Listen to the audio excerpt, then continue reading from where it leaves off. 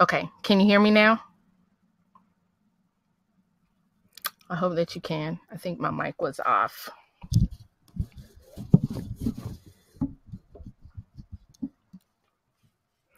Testing 1, 2, 3. Testing 1, 2, 3. Okay, good. Great. Thank you. I appreciate it. Okay. Give me just 1 second to make sure everyone is in and I don't have any issues. Just give me 1 moment, please.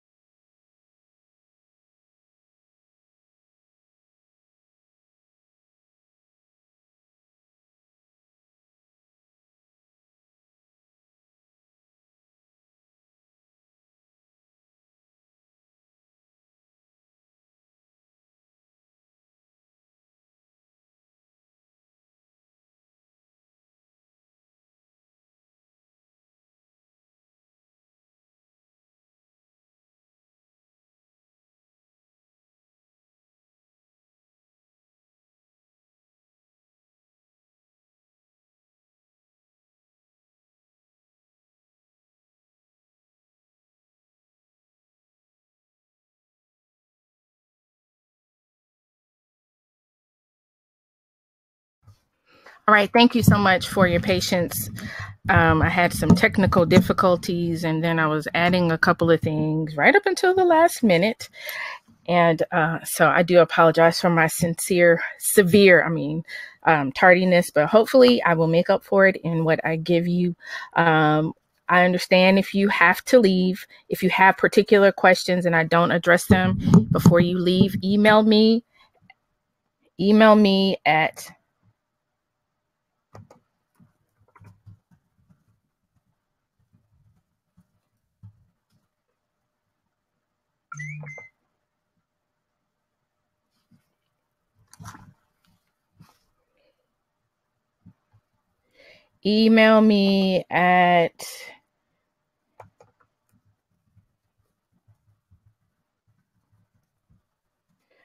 adia@adiarogers.com and I will try to answer your question as best I can if you have to leave. Okay.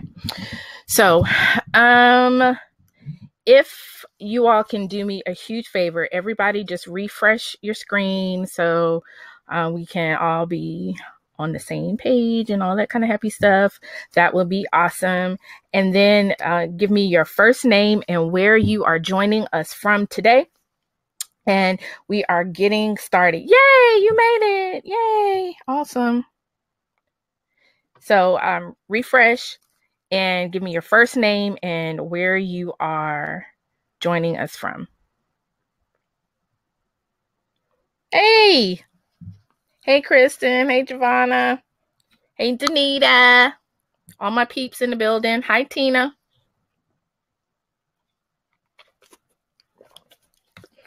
Hey, Lakina. And Denise. And Samara. And Keisha. And Tam. And Candida. And Jamila. And if I pronounce your name wrong, please don't kill me. Oh, I see all of you. Great. I'm so glad that all of you are here. Yay! I'm so glad that all of you are here. I hope that this will that tonight will be helpful to you, that you will be inspired, and that you will be equipped with some of the tools. I don't have, time does not permit in one sitting to give you all of the resources, but I think tonight will be a definite starting place. And I'll be communicating with you probably over the weekend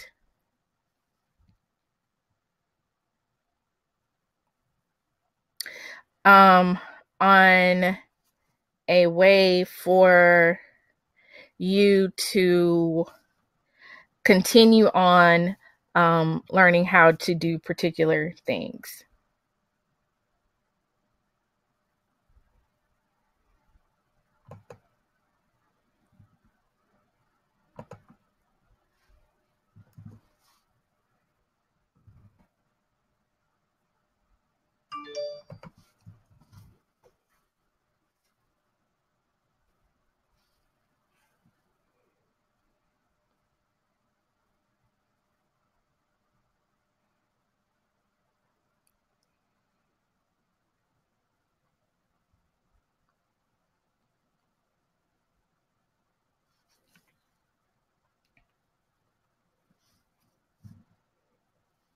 Thank you all so much for helping her.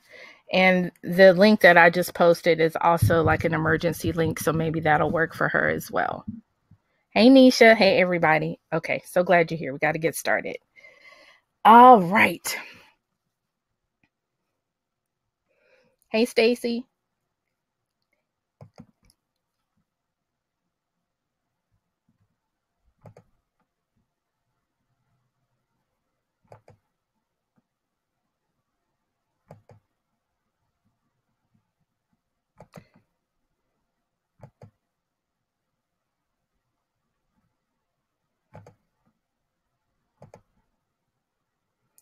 All right. So, most of you all are familiar with me. Hey, Latoya. Most of you all are familiar with me, so I'm just going to run through this really quick. I'm the creator of International Natural Hair Meetup Day, which is one of my signature events, and actually one that we're going to talk about, and that is the whole, yay, she can hear, woohoo. One of the signature events that we're going to talk about, and that is the brand Holiday. I'm an Evernote certified consultant. I hold a communication degree with a concentration in public relations and journalism, which is kind of where I got a bit of the event planning bug. And I have almost 18 years of event planning experience in the corporate, nonprofit, special event, and education sectors. Okay. So what we are talking about tonight are signature events. Okay, talking about signature events. And for me, this has been one way for me to establish myself as a brand, stand out as a brand, and for me to establish myself as an expert. So I know a lot of people are doing events live and virtual. They're doing summits and conferences and expos and all of those kinds of things. What I will say is that I really truly believe that no matter the scale, no matter the platform, no matter how you go about it, you should consider what I call a signature event, right? So this is going to be hopefully really specific to you and your brand, and it's really going to help you put your own stake in the ground when it comes to your particular brand, your blog, your business, your passion, your book. What I'm going to talk about tonight will really apply to a lot of that. After the webinar, probably tomorrow, you'll get an email from me with the replay and any updated information that I can add to help you really get started and get on the way with planning your signature event.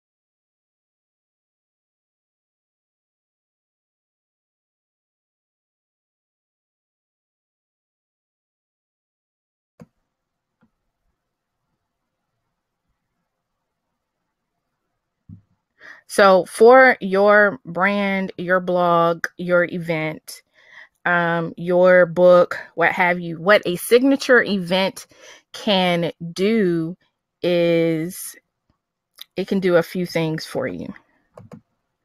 It can increase and help your exposure, which has absolutely done for me. The picture that you see here is my being interviewed on Huffington Post Live. They used to do live interviews via their web platform. And so events like INHMD and my own personal platform. This particular interview, I was being interviewed with, I think it was a Miss Washington or Miss USA, someone that had written a book about Black hair and exercise. And so she was live in studio and I was via Skype. So a signature event can help you increase and gain more exposure.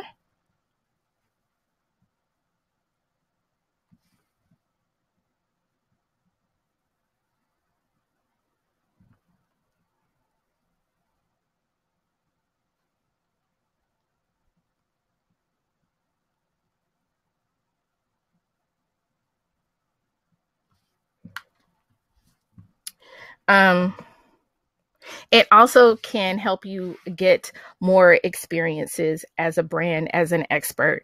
So I think, a couple of years ago, I had the opportunity because of the events that I'd been doing and really sort of using events to do that and how I structured things, no matter the size of the audience. I was able to actually do an in-store event for Sally's Beauty Supply. And then signature events can also help your brand gain expertise, right? So especially for those of us that are in an info and a content space, we can use events and signature events especially to help us to really put the stake in the ground when it comes to our own expertise. So because I, through events and what have you, were really good at social media, I actually published an article in one of my former employers' journals talking about making social media come alive. And I use my own personal experiences with my signature events to draw from and to use as an example of how, even in a university setting, how groups and organizations can use social media to really position themselves and connect with their target audience. So what is a signature event? A signature event is a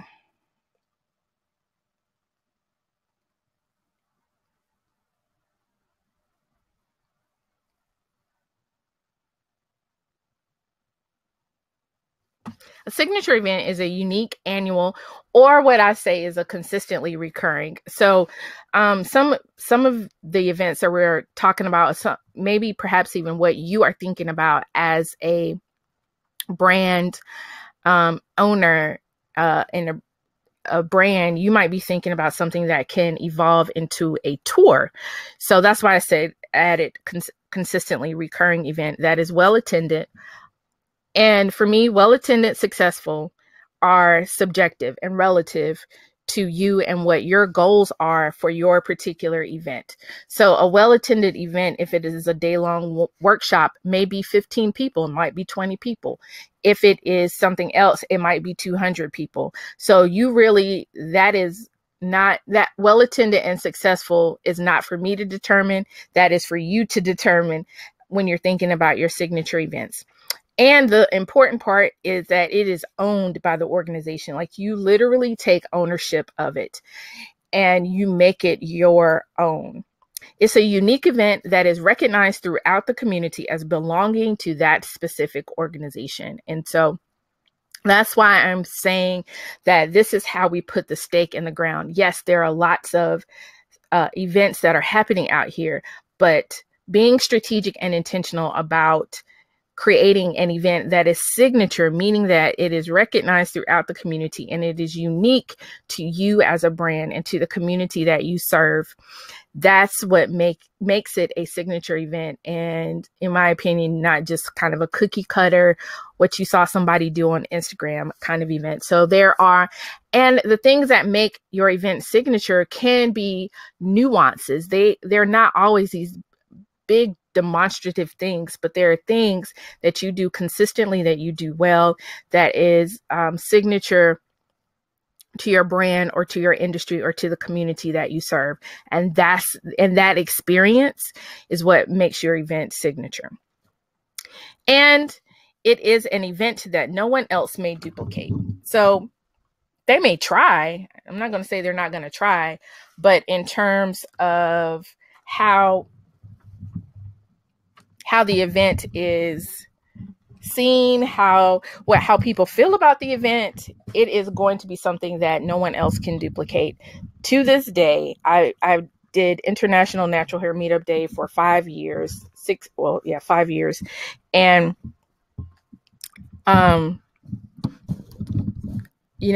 people will text me, screenshot, email me and say, so-and-so is trying to do this event on your day, or they're using your name or what have you. That is because, and this has absolutely very little to do with copyright, trademark, or anything like that, because of how I positioned International Natural Hair Meetup Day, people attached its ownership to me, to my brand, to my platform. They knew that I was the one that did that. And anybody else out there, if they didn't see them on my website, that they were perpetrating a fraud and they were blowing the whistle. And that's the kind of feeling that you want to generate among your tribe or among your community. You want people, and honestly, I get this all the time with different people, like even with my friends and my clients and things like that. I'll be looking at something and I'll be like, oh, that's like what old girl is doing. Nah, right? Because I attribute a particular type of class, event, workshop to a particular brand or to a particular person. So this is a signature event is a lot about the mindset, a lot around the positioning that you do and the stance that you take around it. It can be an event that others have, or a type of event that others have, but it's really literally all about the positioning and how you position it and how you feel about it. Okay. So what makes an event signature? This is something that you really want to think about. One, a signature event represents your brand. So and because it represents your brand, it makes sense for your brand. So if you sell, if you sell hats, an event for you that does not make sense is something like a conference on social media. Okay. An event on, an event about yoga, right? Because it is just not representative of your brand. And if you're going to spend the time, the money, and the energy to do an event, you want it to be representative of your brand. And so a lot of what we see out here sometimes, because we're kind of so heavily saturated in particular areas right now and niches with empowerment events and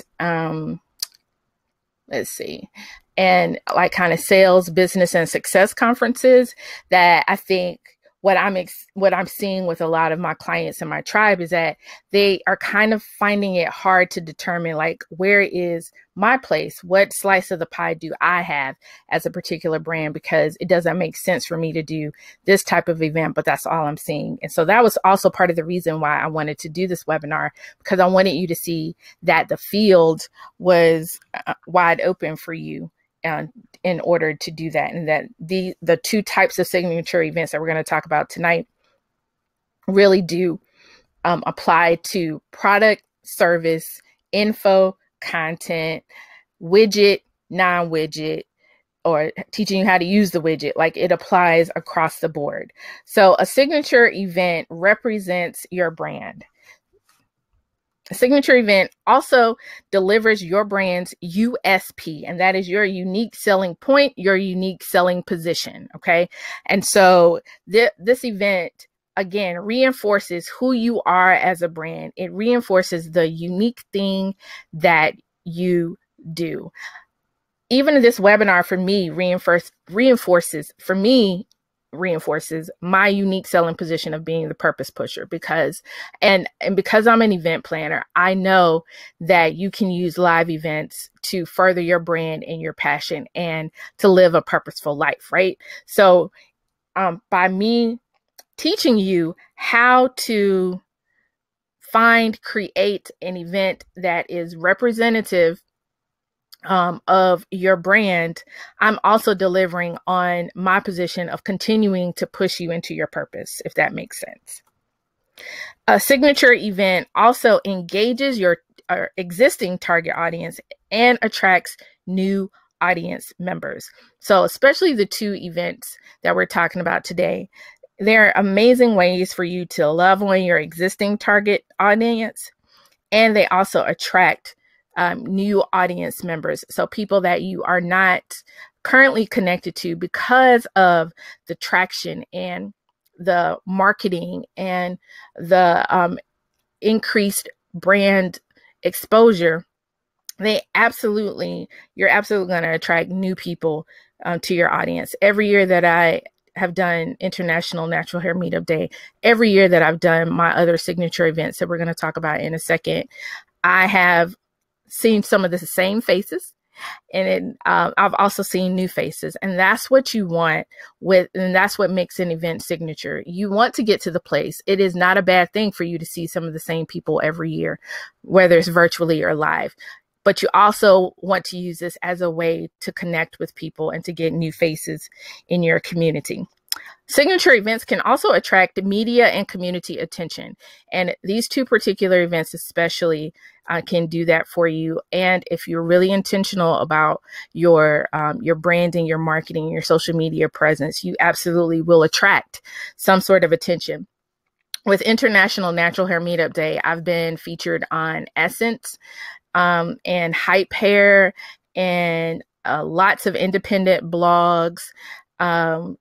Almost every year in a Pittsburgh newspaper for one of the events that we hold, and I've done different telephone interviews at different newspapers around the country.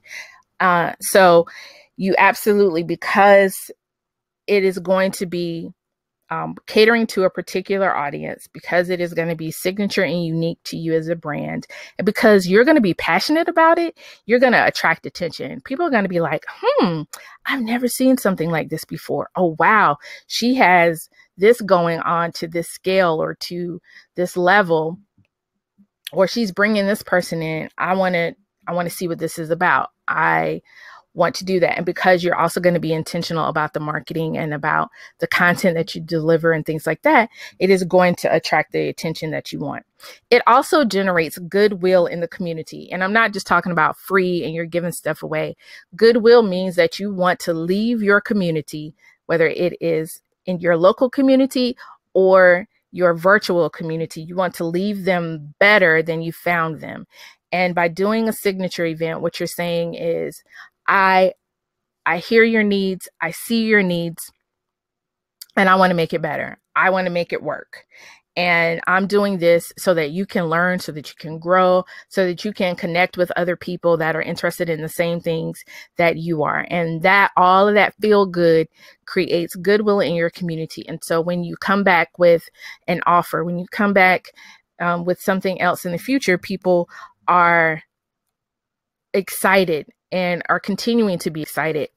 I didn't do International Natural Hair Meetup Day this year because of life and some things that were happening with me personally, but I had people checking for me, asking me when it was going to happen, if it was going to happen, and what have you. And so that's because I've generated so much goodwill in the community, and I've done this for so long that it's become my signature event. People are used to it, and they literally, some of them wait for INHMD. Some people, they only host an event on INHMD. They don't host any natural hair event any other time during the year.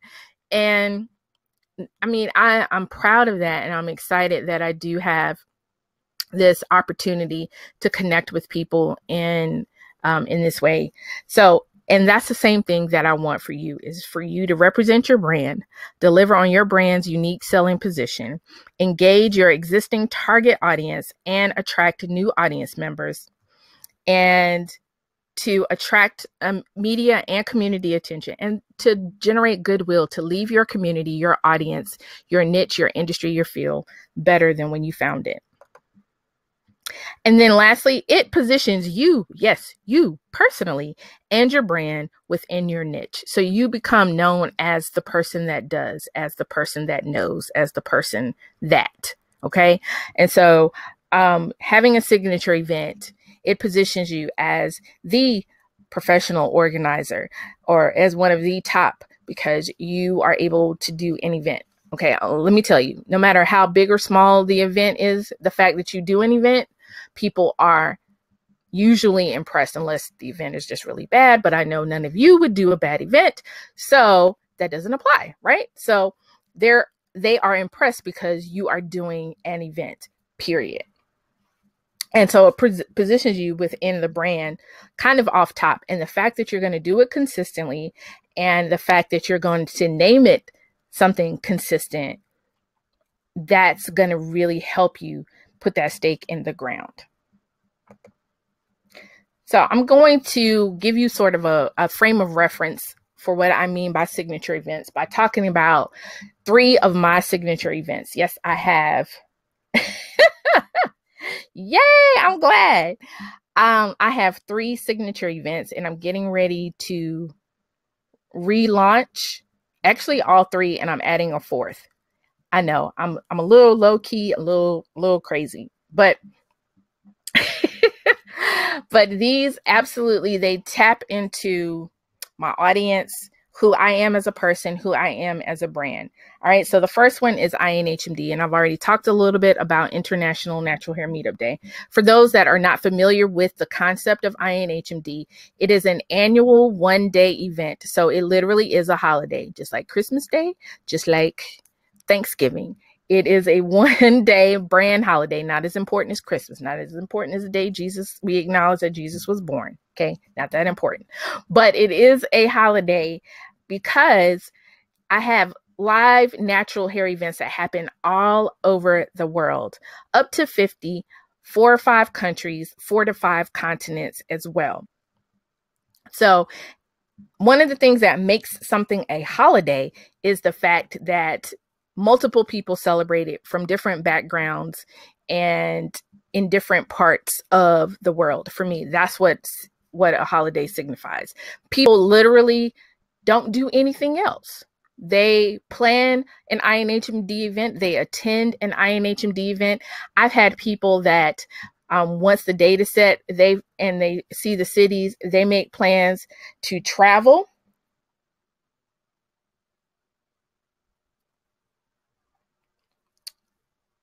Okay.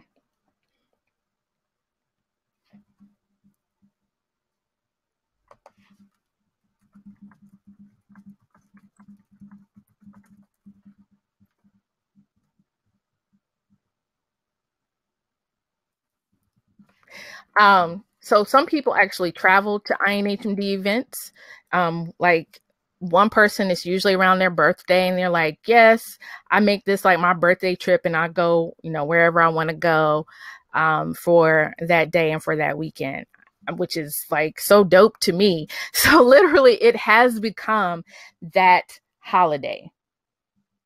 Yep. And that has become one of my signature events. So one of the things that also makes it signature is that there are some commonalities. Even though I have individuals that plan events in each of the different cities, there are commonalities across the board. Like we all have our own individual familial holiday traditions, but we all still celebrate on the same day, right? So there's some commonalities there. For INHMD, there were some commonalities in terms of everyone had to do, starting the second year that I did INHMD, Gotcha. INHMD Cares, which was kind of the philanthropic arm, where we encouraged the participants, the attendees, to participate in some way. Usually it was bringing something or making something aware of a particular organization. So we've done women's shelters and domestic violence shelters. We've done military naturalistas overseas that needed products. We've done girls organizations and things like that. So, you know, that's something that every host had to do across the board. There were certain things that were common in terms of how they distributed tickets. There were price maximums. There were lots of things that kind of made it a bit more common across the board, but still different cities had different experiences. I wasn't a stickler for what type of event. So some were smaller, more intimate events. Some were literally expo-like. It just really ran the gamut. And I was okay with that because different markets require different things. Different audiences require and want different things. And I wanted the host to feel empowered to do the event that they feel would be successful by their own definition in their own market. So that's one of my signature events. And that's kind of like the first, I think that would be the first signature event that I did. The second one is one that I'm definitely relaunching, and that's called The Main Ingredient. This is probably one of my favorite events. And if you got my email earlier today, I actually shared with you some photos of the different ones that I've done. So The Main Ingredient, what ended up happening is I started doing live events and live natural hair events in particular. And that's a lot to plan. I ain't gonna lie to you. It's a lot to plan. And especially, you know, like food and personalities and talent and sponsorships and vendors. It's just a lot to coordinate. So I wanted to give people an opportunity, and I still wanted to connect, and I still wanted to offer something, but I needed to take some of those things, at least one of those things away. And that really was the food part that I wanted to take away. Right. And so what I started doing, and I knew that I probably would have to scale it back in terms of the numbers, because I decided that I was going to do these events at a restaurant. So trying to find restaurants with private or semi-private rooms, usually you have a capacity of no more than 50. So I knew that these were going to be smaller events. And so I would have to position it in a way that it would really amplify the exclusivity and the scarcity of these events. And I also wanted something, y'all, because I was getting invited to different places. I also wanted something that I could take on the road. And so doing like a full meetup expo kind of thing in different cities really was not expedient, feasible for me at the time, especially being a team of one and literally just like a few event day volunteers, right?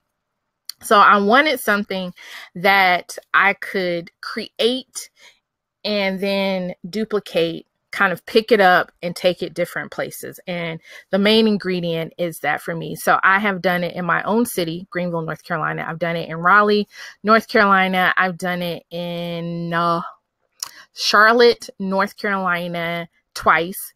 And I've done it in Oklahoma City. And yes, restaurant style events are bae for me, because again, it takes one of the major components, kind of really two of the major components, kind of out of the equation for you in terms of really having to coordinate that piece. And that is alcohol and food, right? So, you know, finding a place that you can do that. The event that I did in Charlotte, you can go back and look at the pictures. The one that I did in 2014 was actually at a hotel. It was at the Westin, and it was in their terrace. It was on the terrace of their restaurant. That's probably like my favorite event to date. And when I relaunch, I'm going to go right back to that same venue. It had a fire pit. I mean, did y'all look at the pictures? It was amazing. People they had so much fun. It was in April, so it was that perfect time where it still got chilly at night, but it was great when it started. It was an evening to night event. I think we started around 6, so it was still daylight when they got there, but by the time it was over, it was dark. So then, like, some of the shots that you see, it literally, I mean, it's the fire pit there. And so I've just really enjoyed doing the main ingredient, and I do it virtually the same way. So I have a particular schedule that I follow for that, and it is the same in every city. And I wanted it to be like that so that I wouldn't have to think, oh, well, what do I want to do here? What do I want to do? This kind of thing. I wanted it to really be duplicatable. So if I can offer you a piece of advice, and I hope you're taking notes as well, if I can offer you a piece of advice, I would say for you to create an event or create a schedule that you can, one, do every time you do this event, and two, that you can do if you decide to create your event as a tour. So for the main ingredient, VIP tickets include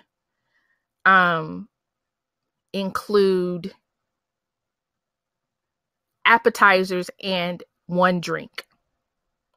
Your food, and this is the other thing that I love about the main ingredient, your food is on you. So essentially what you're paying for in my ticket, because I also wanted to keep the ticket price I've also wanted to keep the ticket price manageable. So I do front the cost of the venue. But I've also been very fortunate in working with venues and restaurants where it literally is a food minimum. And there are quite a few restaurants that still operate like that. And the event that I did in Charlotte was a food minimum. So I had to spend X amount of dollars the day of the event. So I really, other than giving them my credit card and having my credit card on file, I really did not have to front any money for that. I had to front money for some other things, but I didn't have to front money for that. So literally, I just swiped my PayPal card and paid for it from the ticket sales. Yes. So, and I was intentional about finding venues and restaurants that would allow the food minimum. Or if it was a minimal cost, like, $50 to reserve the room or $100 or something like that, I would do that. I try to avoid like the whole 50% and things like that, right? So I wouldn't do that.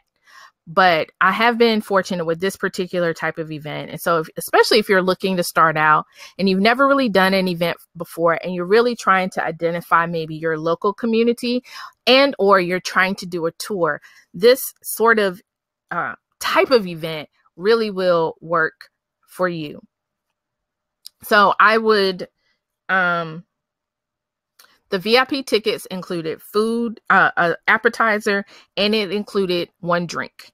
And then your entree or whatever you had for dinner was on you. And so that's solely up to the person, right? So some people order full meals, other people ordered appetizers, other people ate the VIP appetizers and drink, and that was it. And I was fine with all of that. As long as I reached my food minimum, I was good.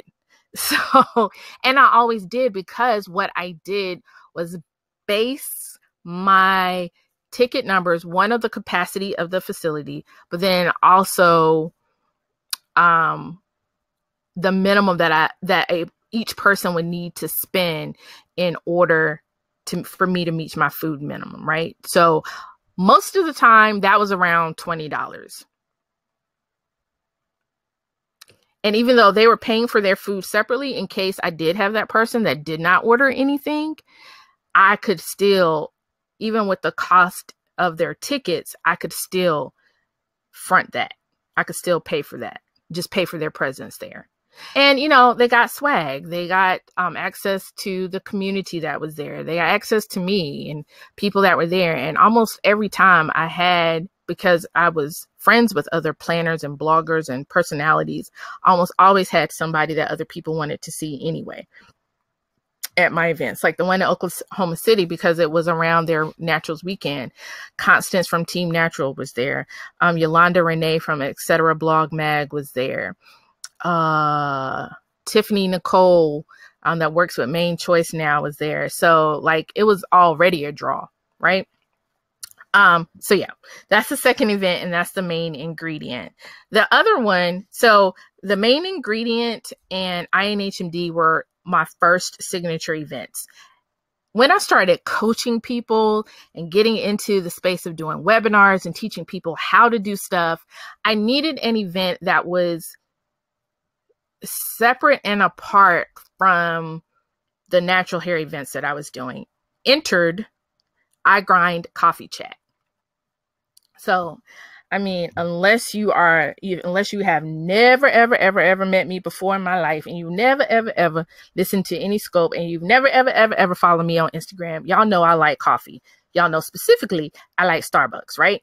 So, I started this group called I Grind, and so that's where the I Grind part came from, because I had a Facebook group that was called I Grind. And then, of course, grind, coffee grinding, all this kind of stuff. I was like, hello, somebody, let's do this coffee event. Okay. Let's find coffee shops. And so literally that's what it was. I wanted, again, I know, Nisha, it's crazy, right? Like nobody knows. I really, really keep it on the DL that I like coffee. I really do. So now you know my deep, dark secret that I like coffee.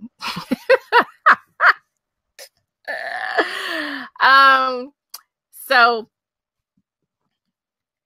anyway, the I Grind Coffee Chat, I wanted again to do events that could be duplicated in other cities. So I've done the I Grind Coffee Chat in New York. I've done it in Virginia Beach. I've done it in Greenville. I've done it in Raleigh, and I've done it in Charlotte. Okay. So I've done the I Grind Coffee Chat in all of those areas. What I did was, and another shocker for you, so hold yourself. Okay. I did not do any of these at Starbucks. Oh, what? I know. So what I did was try to find locally owned coffee / breakfast spots that I could do that. And so that's where all of those, the I Grind Coffee Chats, with the exception of the one in Charlotte. And I'm going to find that link and show you where I did that one. The one in Charlotte, I actually did at a Black-owned beauty business called Cream and Cocoa, which Nisha is familiar with her. So I did it when she had a shop in Charlotte. And so I did my event there, which was dope. And people shopped, and then we talked. It was just an amazing, amazing event. So I'm gonna find that for you real quick so you can see what those pictures look like. But again, the I Grind Coffee Chat was one of my signature events, and it gave me the opportunity. So what I did every time was everyone got a handout. It was not free. It was like maybe $10, but it's $10. You got this full color handout, and you got swag, because I just have leftover swag. So you would get things like a pen or a pocket mirror, or just things like that. And with the $10, if I wanted to buy something, I could also do that as well. So they got that. And then again, they got access to me, they got access to the community, they got access to information, right? And so the whole premise of the event was that I answered questions. So I would talk for a few minutes about a particular topic, usually around either social media or around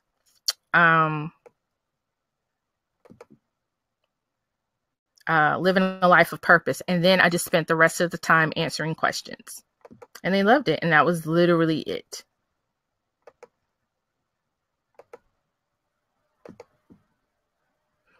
I know. So that is the link to the album for the I Grind Coffee Chat that I did in Charlotte. Okay? Sure.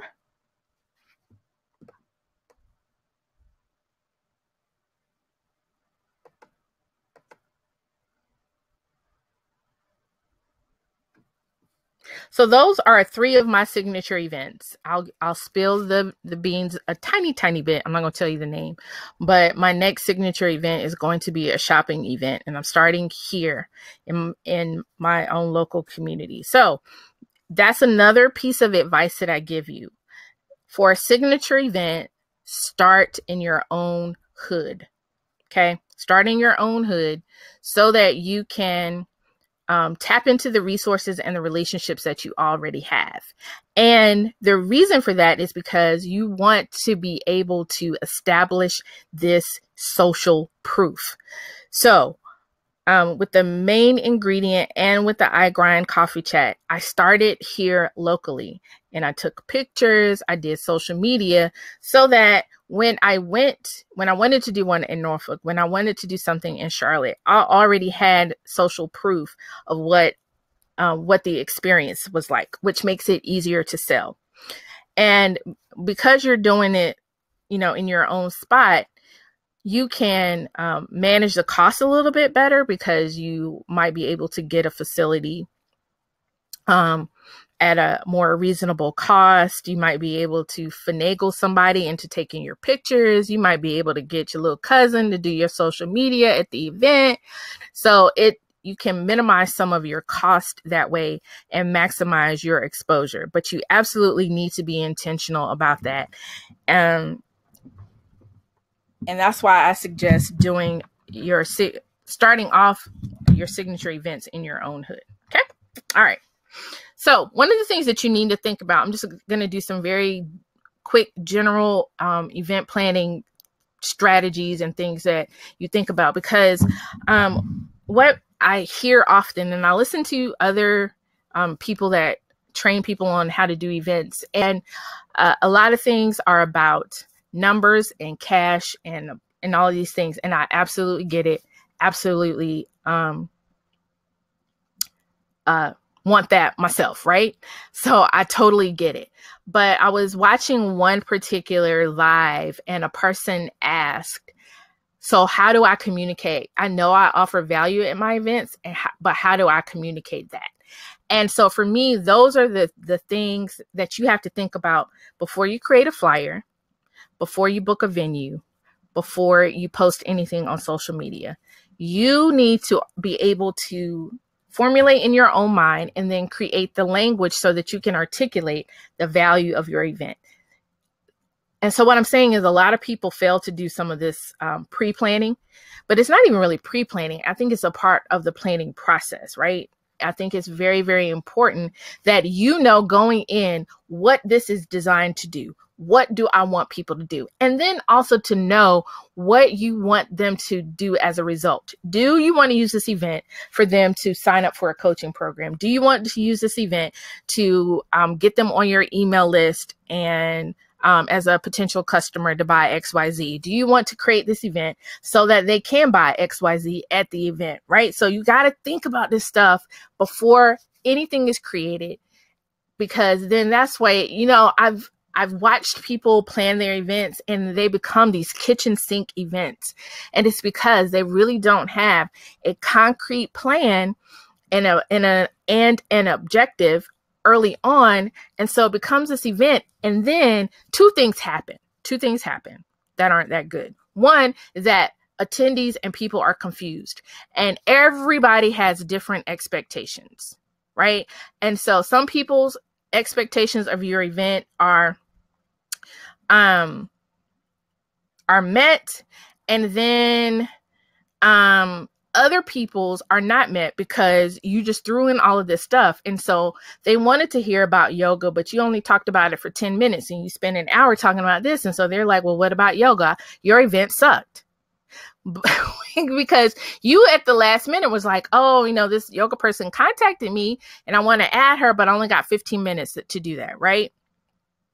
So what happens is people get confused about really what the objectives of your event are designed to do.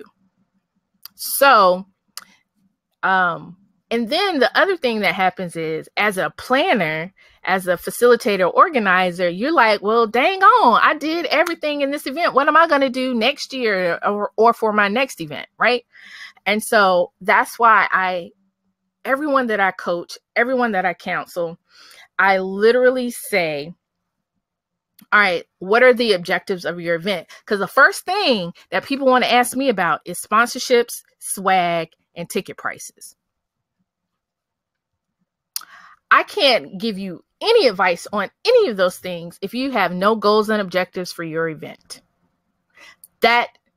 And so that's why you don't have, you have kind of like no foundation for your, for being able to know what you can offer sponsors, know the benefits that vendors will have, know that, yeah, I can charge $50 for these tickets because of the goals and objectives and the experience that I'm creating with this event, right? So I got to give y'all some foundation. And this is not the fun stuff, because I know in this day and age, especially, everybody's used to hearing dollars and numbers and big numbers and all this kind of stuff. But if you don't do this stuff, you will never get to the big dollars, the big numbers. And this is sometimes the stuff that people don't tell you or don't talk about because it's not deemed sexy, like it's not cute, right? But it leads to cute coin. It leads to the coinage. I promise you it does. All right. So what are the goals for your event? Anytime you decide whether it is a webinar, whether it is a workshop, whether it is a whatever, you absolutely have got to know what the goals are. And so the goals can be pretty simple. They don't have to be like, oh, and this person, they're going to know how to calculate an income statement and know what profit loss. I mean, it doesn't have to be super complicated. They don't have to understand the current tax code. That does not have to be one of the goals for your event. Your goals could be pretty simple. Do you want this event to inform people? So you realize that there has to be a teaching component. So maybe this event can't be at a restaurant because you're trying to give people some information. And like, I couldn't do this event at the bowling alley. That's real extreme and real off, but I couldn't do this here because I want to inform you, right? So you have to think, is this event desired to inform? Is it designed to inspire? So, I want you to be inspired. I want you to be like, yes, I feel better. That means it could be outdoors. That means that I could do it in a space where there are just rows of chairs, or there might be talking circles, or there might be, it might be in a huge square so people can look at each other and interact and really feed off of each other's energy and be inspired. That's why you got to think about these things, because all of this factors into venues that you choose, people that you invite to the event, sponsors that you might want to go after, vendors that would really add value to your event, and thus what kind of tickets and what kind of prices you can charge for tickets or registration. Okay. There are events that are solely designed to entertain. Hello, concerts and comedy shows and plays and all this kind of stuff. So your event could be designed just to entertain. It could be a game night. It could be a bowling night. It could be girls' night out, what have you. Okay. Or it can be designed, and almost all events to a degree should be designed to forge relationships. You want to, whether it is a virtual event or an expo, you want people to form relationships with your brand. And you may not ever meet, especially if it's a conference or an expo, you may not ever see every person at the event and get to interact with them personally, but they are going to become attached to your brand. And that's the goal. That's what you want to do. So you want people to forge relationships among each other. And then you also want to forge that relationship with your brand. So you really have to be strategic and intentional and know what some of the basic goals of your event is. For INHMD, I coined the term edutainment, because INHMD is designed to educate and to entertain. So it's edutainment. And maybe your event is like that too. It could be designed to edutained.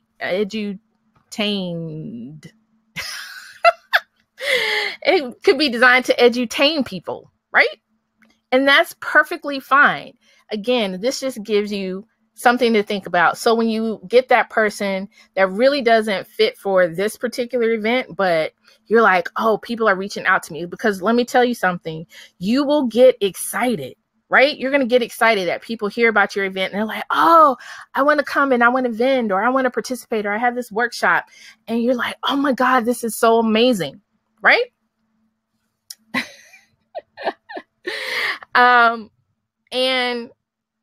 But then if you think about, okay, what is a goal for my event? That would be great. I would love to. Let me comp you a ticket so you can get a feel for my flow. I think that your particular segment would be great at my quarterly meetup in 2 months. Can we go ahead and lock that in, right? It helps you all. I've been doing this for 18 years. I've done a kitchen sink event myself or two. I've been to kitchen sink events, and you walk out of there, you're like, what just happened? And so really knowing, but some of the most amazing events were very clear, were very focused, had, exactly what they promised in the event description, in their advertising, exactly what it was. And I was like, this was the best event ever. We're getting there eventually. The most important way is to use all of the social media platforms that are at your disposal.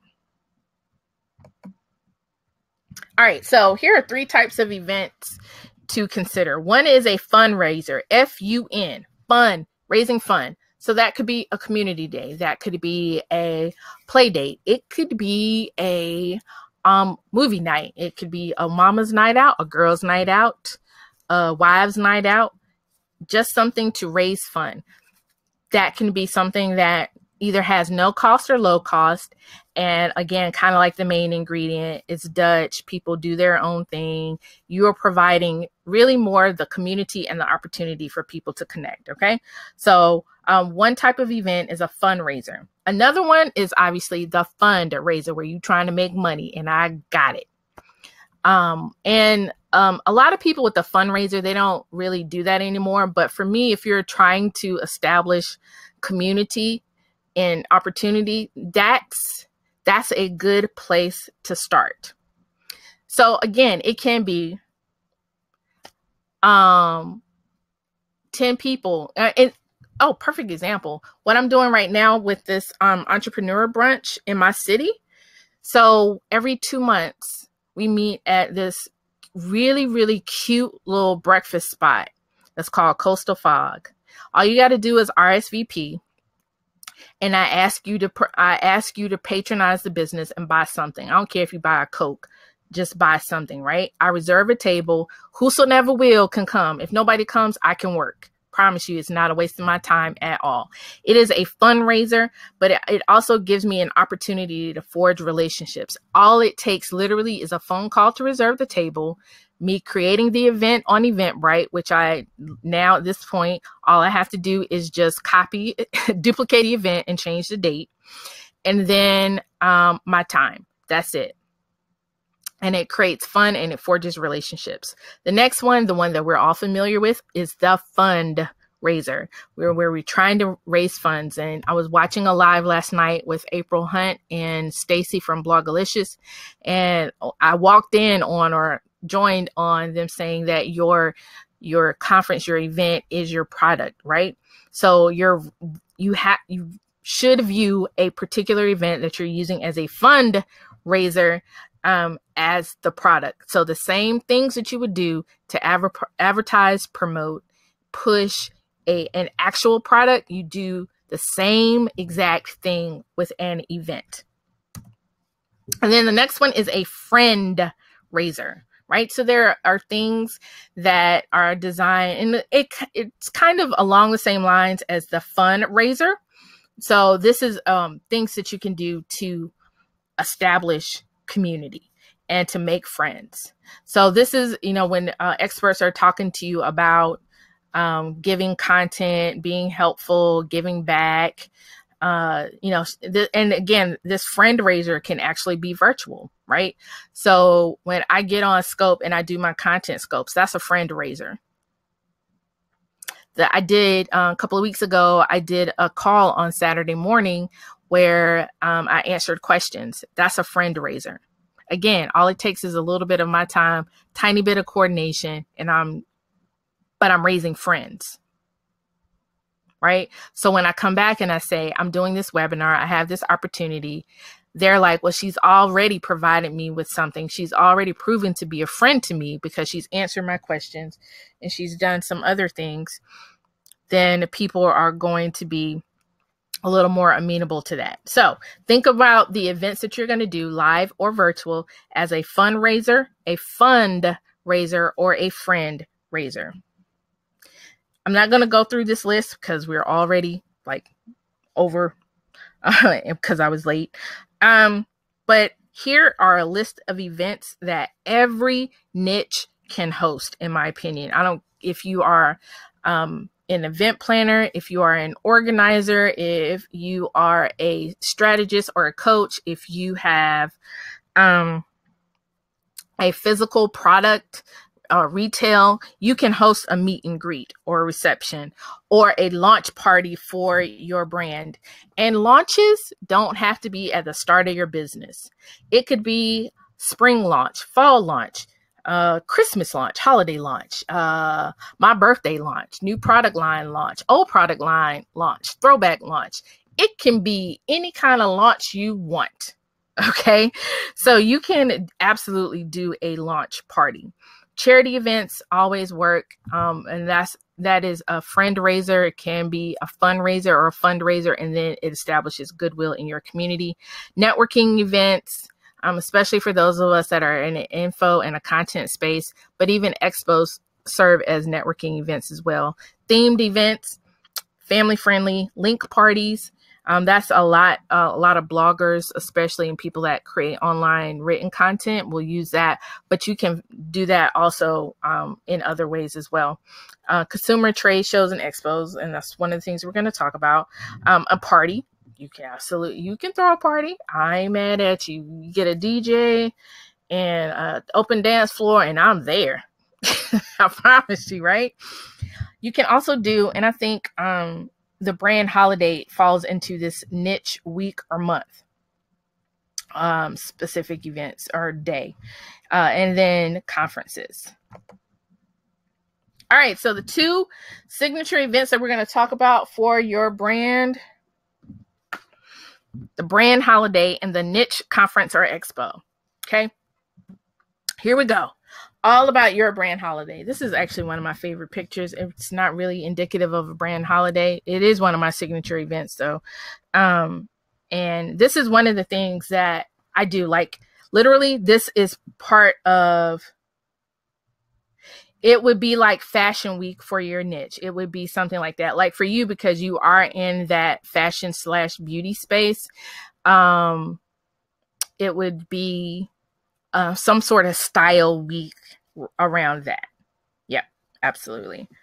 But like I've started doing pictures like these huge group pictures that really show their action shots. So I take a serious post shot, but I also take this silly, we're talking, laughing, cutting up shot so that people can see how much fun they have at my events. And if I was going to do another event like this, this is absolutely one of the photos that I would consistently share on social media. This is the kind of social proof. This is the kind of stuff that you can post on Instagram. If y'all go to my Instagram and you looked at some of the things that I posted today and as last minute advertisement for tonight's webinar, you'll see that I posted pictures of my past events, right?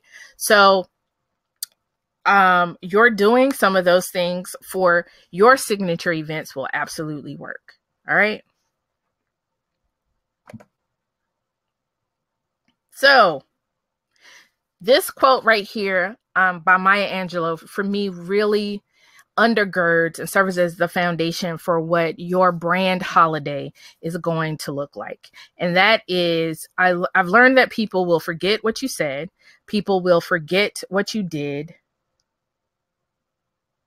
But people will never forget how they made you feel.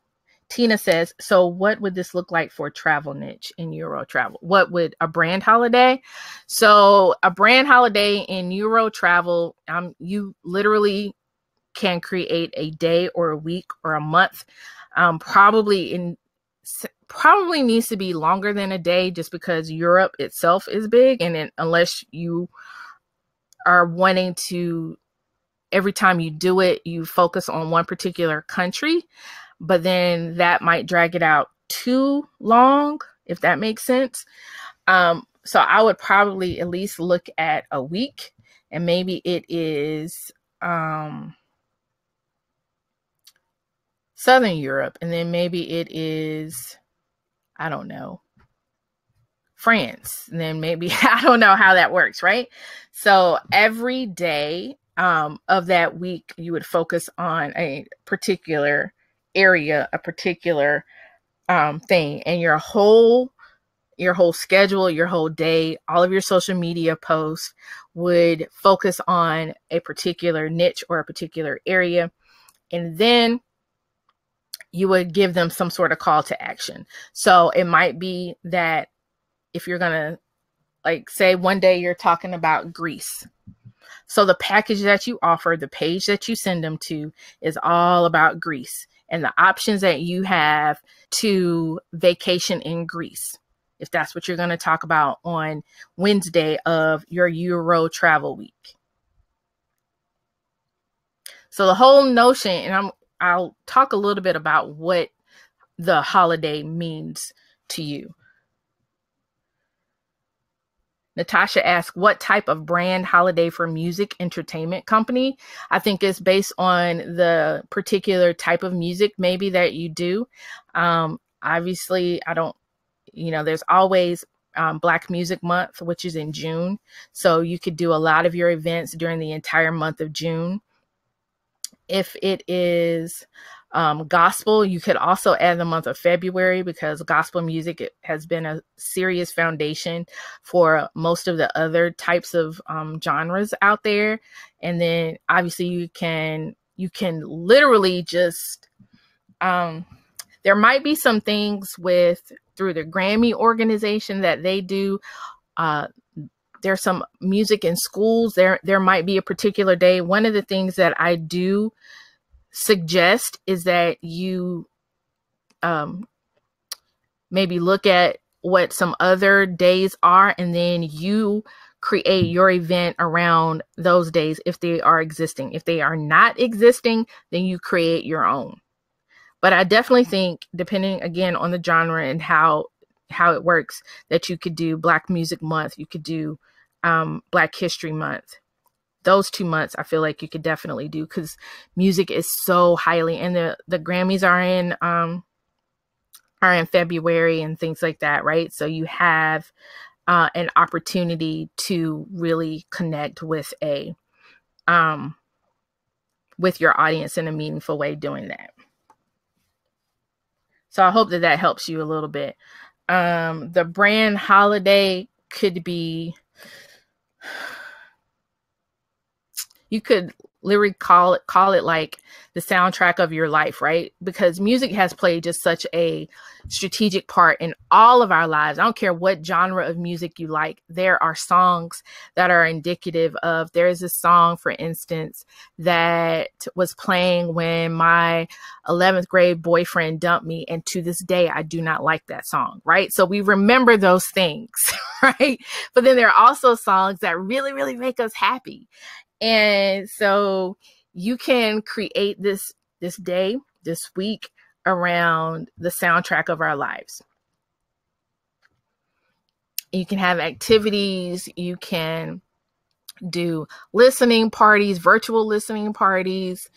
You can definitely, if you have music, original music, highlight that. If you have an Apple affiliate, you can use that to highlight that music and get some affiliate coin. All kinds of things that you can do with that, I believe. Does that give you a basis on which to get started?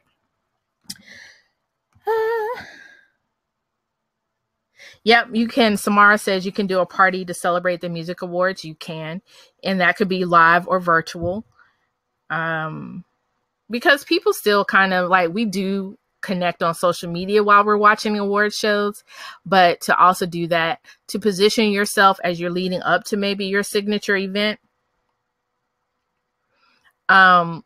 is for you to do kind of official recaps.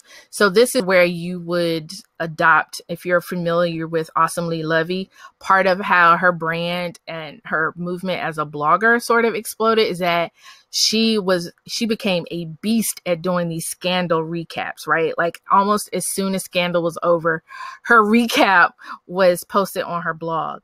So you can start doing that when it comes to award shows specifically, because there are all of these moments that happen during award shows, and you can really not only talk about it on social media while it's happening, but then also do like an official recap. Okay. Oh,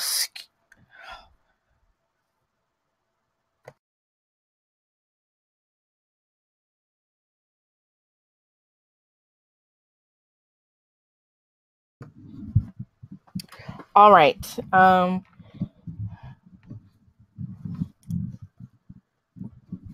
Yes, you can do a Twitter party too. Yep.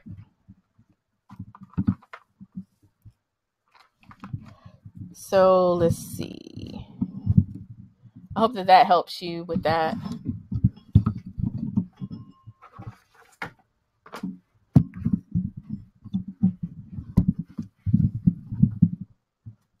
Someone says, Latoya, brand holiday for a theater production company. Is there an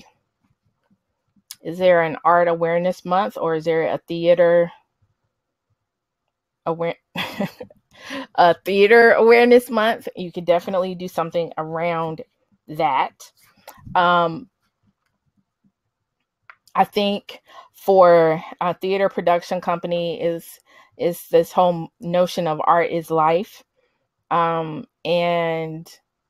being able to just highlight even how plays in theater have been a source of commentary and this whole edutainment.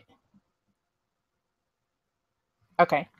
This whole edutainment piece, and then you tie it in to the pieces that you do. So you highlight some of the pieces that you do and what they sort of represent. And maybe it is yours is probably a week, or it could be a day if you did it like if you did. Okay. Oh, yes. Thank you, Lord. If you did master classes during the day, those would be paid opportunities where people can come and learn set design, stage production, acting, whatever, coursework, choreography, things like that. So working with like doing it at a university, community college, something like that even a high school that has an auditorium that would be a good scalable place to start. And then you end the day with your own play, whether it's releasing a new play or it is doing a revival or something else, or a mashup of your different plays. I don't know how that really works. If you did it in a longer concept, like a week, you can focus on a different aspect of what you do every day.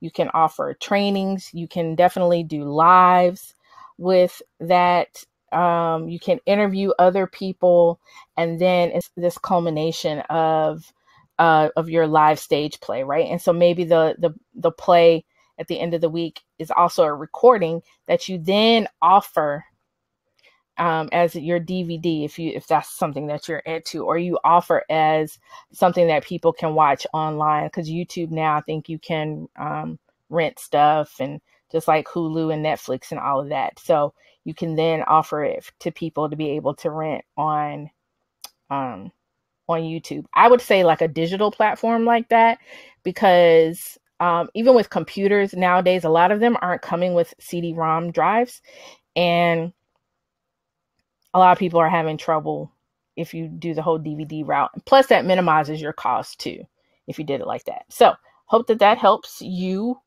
with that in terms of how you can frame that. If you got any particular questions, you can let me know. Dion, how would your products work into an event? So again, I know I've shared this with you, right? So your products to me are around this whole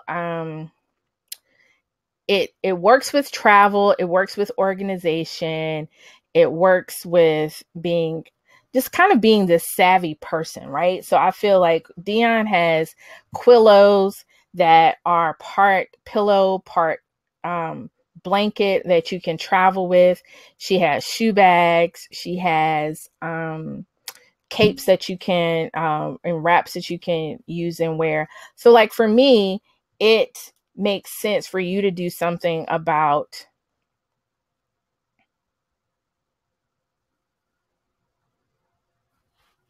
something with savvy, because I don't know, that word just resonates with me with what you're doing. Because like the Quillo is very savvy to me. It like makes total sense, right? So I think that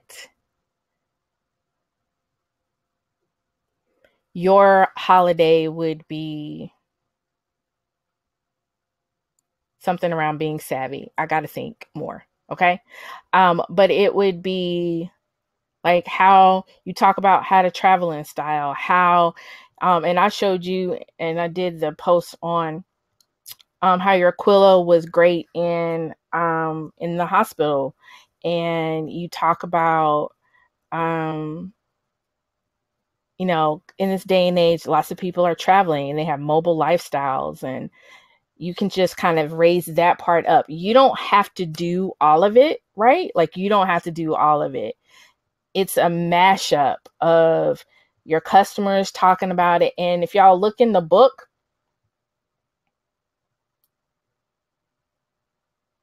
yes, right. And actually, real talk, y'all, Sassy Jones Sparkle Party actually came from a Periscope that I did like at the end of 2015. I did a Periscope on creating a live streaming online shopping experience. Charisse took it and ran with it and has killed it. Like, not killed it, killed it doing that. But I actually came up with the idea because I came home for lunch one day and I was watching QVC and I was like, so why can't we do this on Periscope? We can. And that's where that murdered, and that's where it came from. Okay. So yeah, that would be her brand holiday. And if y'all look at the sample schedule, it literally includes some live streaming in that. And so it would be her brand holiday would include regular segments of live streaming, right? So that's what the brand holiday would be.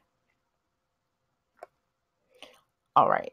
Oh, I gotta make sure I answer y'all's questions.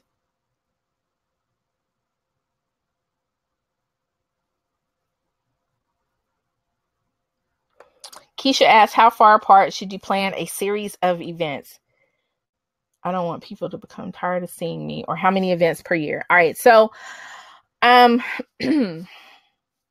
gonna send you all this as part of my recap. So it'll probably be tomorrow before you get it. But I do this thing, and it's events as easy as 1, 2, 3. Okay. So it equates to potentially up to 6 events a year. I think you definitely have to do more than one, especially if the one that you do ends up being successful, because literally as you are walking out of the event or as you are trying to pack up, people gonna be like, so when's the next event? So when's the next? So when's it? And you'd be like, girl, I just want to go to sleep, right? So events as easy as 1, 2, 3. Y'all need to write this down until I send it to you. It literally means, and I think that there are 2 worksheets in this guide that has kind of some planning sheets in it. You do 1 large event a year. So y'all need to go ahead and start thinking about what this looks like for 2018. Definitely 1 large event. And large, y'all, is again scalable, right? So if the largest event that you've ever done is 50 people, then your large event for 2018, if you wanted to stretch yourself and your goals, maybe it's up to 100. When I say large, I don't mean hundreds or thousands or anything like that. I mean large for you. 1 large event, 2 medium-size events. So again, if you typically average about 25 people at your event, then that might be your medium event. And then 3 smaller events. The 3 smaller events, especially in this day and age, they could be your virtual events. It could be like a telesummit, or you're doing kind of a mini version of a brand holiday. You're doing maybe 3 scopes in a day. That could be a smaller event. Okay. So I recommend that you do 1 large event, 2 medium-sized events, 3 small events. And I recommend that the large event is somewhere in the middle. So you do a small event and a medium-sized event, have the large event, and then you have maybe 1 or 2 medium, small events after that. Here's why. Okay, so the events before the large event help you to galvanize and connect with your audience. Help you to start getting those people together, right? Then you have your larger event. Then there are going to be people, when they see all their friends posting on social media and all the pictures and all the likes, oh my God, I can't believe I missed your event. When you gonna have another one? Girl, I got you. In 2 months, I'm going to have another medium event. Okay. So then you capture those people that may have missed your large event, but they still have an opportunity for you to kind of get them in the pipeline for the next year. So that's how I would organize that for you. 1 large event, 2 medium events, up to 3 smaller events, and you put the larger event smack dab in the middle. Smack dab in the middle for me, weather-wise, is anywhere from mid-March to October. So if you decide, I really suggest for a larger event that you do it as the weather is true, like once the weather truly breaks, like once winter is for real done. Depending on the area of the country that you're in, you also have to be careful. Like I live in North Carolina, so I'm always cognizant of inclement weather dates and that kind of thing, because we have hurricanes. And so, we have that. We also get tornadoes sporadically, but not quite that much, right? But our main thing is like severe thunderstorms, hail, flash flooding, and hurricanes. So you just want to be kind of aware and cognizant, like kind of what are your worst weather times, and to not do larger events during those. Those are the times where you do virtual events and you really beef up your presence on social media, Facebook Lives, Periscope, all that kind of stuff, emails, all that. Okay. So I hope that answers your questions. In terms of how far apart, roughly about you should put maybe at least 2 months in between your events. So if you do an event in June, you could probably do another event that gives you time to rest and time to kind of regroup and plan, do another event in September. So even if you don't kind of get started really advertising until mid July from your event in June, you still have a good 6 weeks to do that. And obviously with a larger scale event, you're going to have to start earlier and you're going to have to do it a lot longer and further in advance than some of your smaller and medium events. Leticia asks, if you have an event outside of a month that normally captures around our niche, do you feel that getting the community to get involved in your event would be hard? No, ma'am, I do not. People, because sometimes people aren't aware of the awareness months. A lot of times it's the people within the industry that are aware of the awareness months, but sometimes unless you really, really are active in that field, you're not aware of it. So I think there's always a good time. And I know that you're in the fitness space. There is always a great time to do anything about health, wellness, and fitness. So I don't think it has to necessarily just be totally centered around the awareness month. I raise that and highlight because that typically, it's easier to gain some media attention. It's easier to, people are kind of like, they come outside more, for lack of a better word, right? So they're looking for opportunities to connect and do and things like that. So that's the only part that quote would be maybe a bit easier.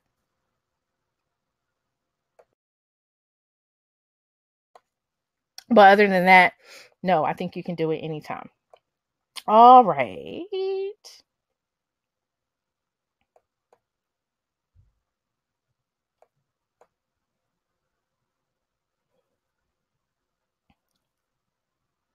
A music festival for a music festival. I mean, again, one of the things that I want to stress is the fact that it can be scalable. So festival can be, festival can start in an auditorium. It could start there, right? And the festival might end up being a 1-day thing where you bring in different acts, or it could be a half a day thing. You start with a half a day and then you gradually work up to a whole day and then even a weekend. Especially, and that would be a way, and again, the proof for you to cultivate people to come on board as artists, as sponsors, and then grow with attendees. But you might want to start with a showcase, right? So you kind of, something similar to a festival, but has different energy if you use the word showcase, right? So it could be a showcase of several artists that are in a particular genre. And you can always start there. Y'all, every event that you have got to collect email addresses. Every event, because these are the people that you're going to end up working with, advertising to, and building community and relationships with for your larger events, or for consistent support and attendance of your events. So you start with the showcase. That's why I say you put 1 or 2 smaller medium events and you design them so that you capture email addresses, so that when you are ready to advertise your larger event, you have some people already in place to advertise to.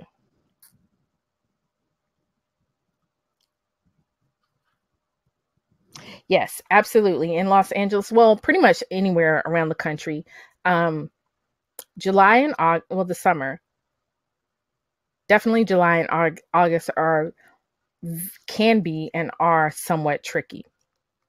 People are vacationing, kids are in camp, folk getting married. People are just generally out of place, not checking email sporadically, kind of off and on social media, all of this kind of stuff. The one thing that I will say about September, sometimes for me in my area, I have to do mid to late September, right? Mid to late September, because it gives people an opportunity to get their kids in school, and they have used up all of their money and somebody else's sometimes to buy school supplies and school clothes and all of those last minute expenses of just getting their kid ready for school. And so sometimes it's harder for me to do certain events. So I usually try to keep it after September 15th if I'm going to do something in September. And for me, because I also live in the South, especially, October is a funky month. And so one of the things that I do, and it depends on, again, where you are uh, in the country, in the culture. But for me in North Carolina, basically from DC down to Georgia, and probably even Florida a little bit, but I don't look at Florida as much. Homecomings, college homecomings is life and is bay, right? And you will commit event suicide if you hold an event on A&T's homecoming weekend. That's event suicide. I avoid that weekend at all cost. I live in North Carolina. North Carolina A&T's homecoming is called GHO, the greatest homecoming on earth. There is no way in the world that I would plan an event in North Carolina on that weekend, right? So you got to look at those things. There might be, if there's a major festival, or if NASCAR is big where you are, right? The Kentucky Derby, like, you would not plan an event that could potentially compete, because people, their minds, their focus, their energy is not on what you're doing. Unless you have really spent considerable amount of time establishing that goodwill, providing an experience for people, that if you say, I'm going to have a Kentucky Derby party, then people are like, I'm coming. They might come for something like that. But for you to say, I'm going to have XYZ conference, yeah, they probably aren't going to come to that, not during the Kentucky Derby weekend, right? So you just got to like really be thoughtful about that. Check your Chamber of Commerce, check community calendars, go into Starbucks, I always go into the local barbecue joint to see what events are happening. Like, literally, you just kind of got to know your community if you're going to, especially if you're going to do local events. Nisha asks, yeah, weather is definitely real. Nisha asks, how soon or when should you plan to do a tour type of event as it relates to your following's tribes numbers? I I started doing tours in 2013. My numbers, I don't even know if I was on Instagram when I started doing a tour. So I know my numbers weren't even there for that. So you, Nisha, absolutely can. I don't think that there is necessarily a minimum. I think 1,000 is a good number for anything, any sort of undertaking, but it really depends on your community and where they are, right? And so probably one of the things that I would ascertain is to do some sort of poll, whether it's via email or in your Facebook group or on your social media channels, just to kind of see where groups of people are. And again, you can make this scalable, right? So you find out that there are 10 people in Houston. You get you one of those rooms at the Courtyard Marriott, because it's a nice room, but it ain't that big, right? And it's not that expensive. And you can conduct, and they do all, setups, and you can have food and all that kind of stuff in there. And they got a little bar thing where you can at least get beer and wine, right? So you could do an event in there. And it would be successful because you could probably get those 10 people in the room. They might bring somebody. You can probably negotiate with the hotel to hold your event, as well as get you a room and then you come on back home, right? And so you factor all of that into that. Sometimes with the tours, I also start with within a drivable distance. So if I can, for instance, when I did I Grind in Virginia Beach, drove up that morning, did the event, and came back. So you can also start there. The distances that require extensive travel, like planes or things like that, I would do those a little bit later on in the tour, so that you have all of this social proof of I've been to I've been to Norfolk, I've been to Charlotte, I've done Raleigh, I've done you can do Richmond in a day, like, right? So there are different places that you can do as day trips. Once you get 3 or 4 of those, then you can kind of look at one, approaching sponsors for, some more sponsorships, or uh, some financial sponsorships that might cover your flight and your hotel, and then you're making money off of the ticket sales, or you're making it an entire weekend. So you come in on Friday and you might do just an informal meet and greet at, say, like a Courtyard Marriott, where they have that really nice kind of like little bar area. And so people can just come out and meet you. And so then also, if those people are like, well, I didn't know you were having an event, or I hadn't registered yet, they get the feel, they see who's there, and I'm like, oh man, I'm gonna come to her event tomorrow. And then you could do an event the next day. And then if you wanted to do something else, you could, or you could go back home. Right. So that's my advice on that. Hope that helps.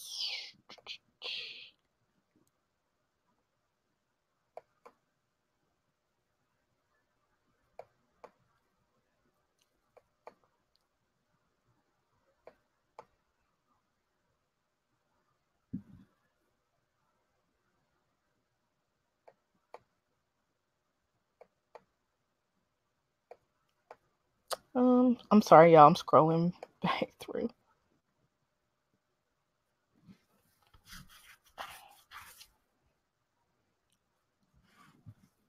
All right. Yeah, no, still, A&T's Homecoming trumps Howard. So yeah, but it's okay. I didn't go to A&T, but really, it's literally called the greatest homecoming on earth. Um, but yeah, that whole week, it's event suicide. All right, back to my notes. Um,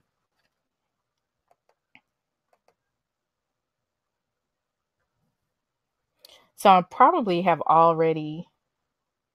Yeah, you drove to Florida from Greenville? Oh, girl. Okay. All right. So we're with your brand holiday is an opportunity. You were wanting to pull over and catch a plane. That's hilarious. Celebrate your brand, industry, and your community. This is what your brand holiday allows you to do. It allows you to celebrate your brand, the industry that you're in, as well as the community that you serve and are a part of. It allows you to also celebrate and connect with your community. It is, to me, that's one of the greatest things, and it doesn't always have a direct dollar to event or dollar to dollar ratio or connection, but I think that goodwill part has definite benefits and dividends that will pay off down the road, right? Your brand holiday also is an opportunity for you to highlight what you have done and what's to come. So a lot of us do our birthdays and anniversaries. You can take that event as the anniversary of when you started your brand or your business or started blogging or whatever, and you can make that your brand holiday. You just add a couple more components to it and name it something if you can. Like, let me see.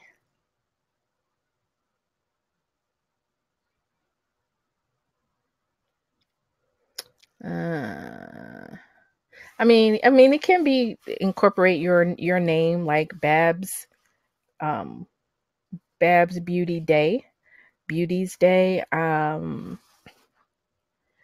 or it can be like an event name. So the for the person that has, I think it was Natasha, that has the music entertainment, the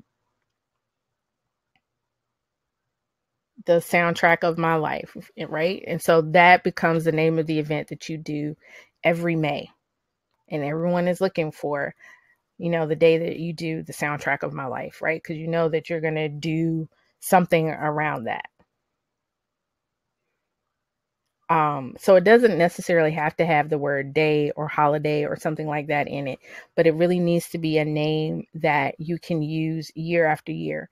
You can change themes, you can add taglines, you can change the focus, but that name sort of needs to stick for a while so people start recognizing that. That's how you create brand recognition, right? So they recognize that, oh, Babs Beauty, it's Babs Beauty Day. It's Sassy Jones Sassinista Day, right? Like it's all of these different things that you have. It's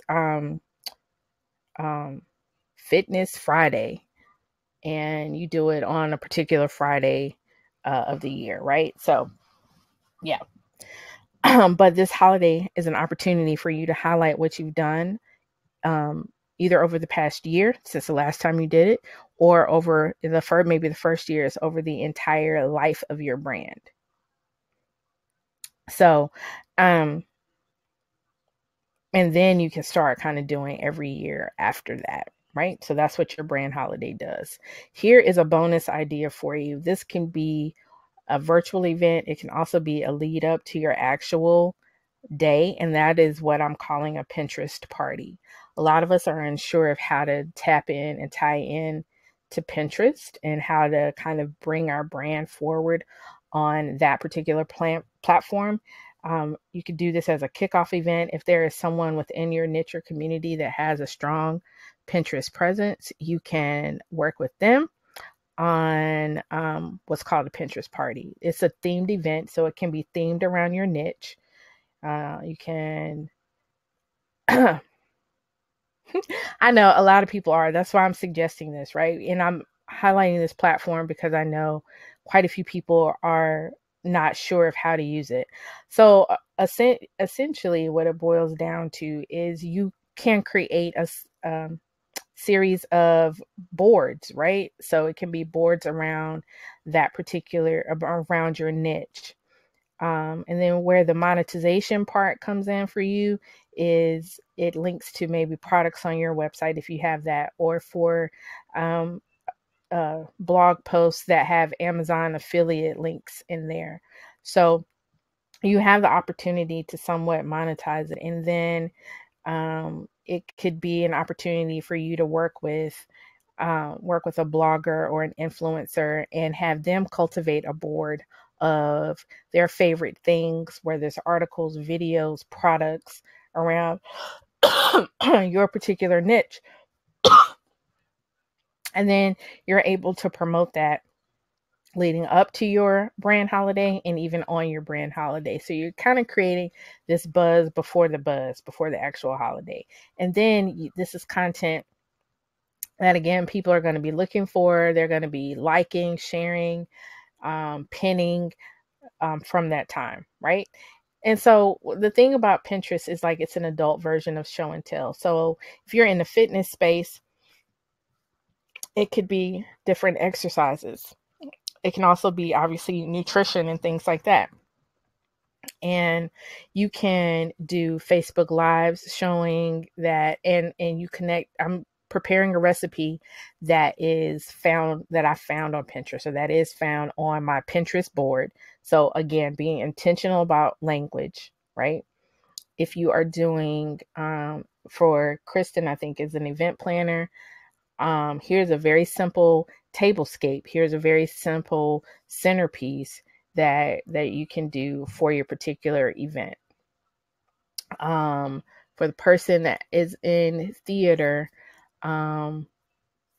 simple costume design, how to learn a monologue, some of the better monologues, right? Because Pinterest is not just stuff and fashion and recipes and things like that. There are also tutorials and stuff like that.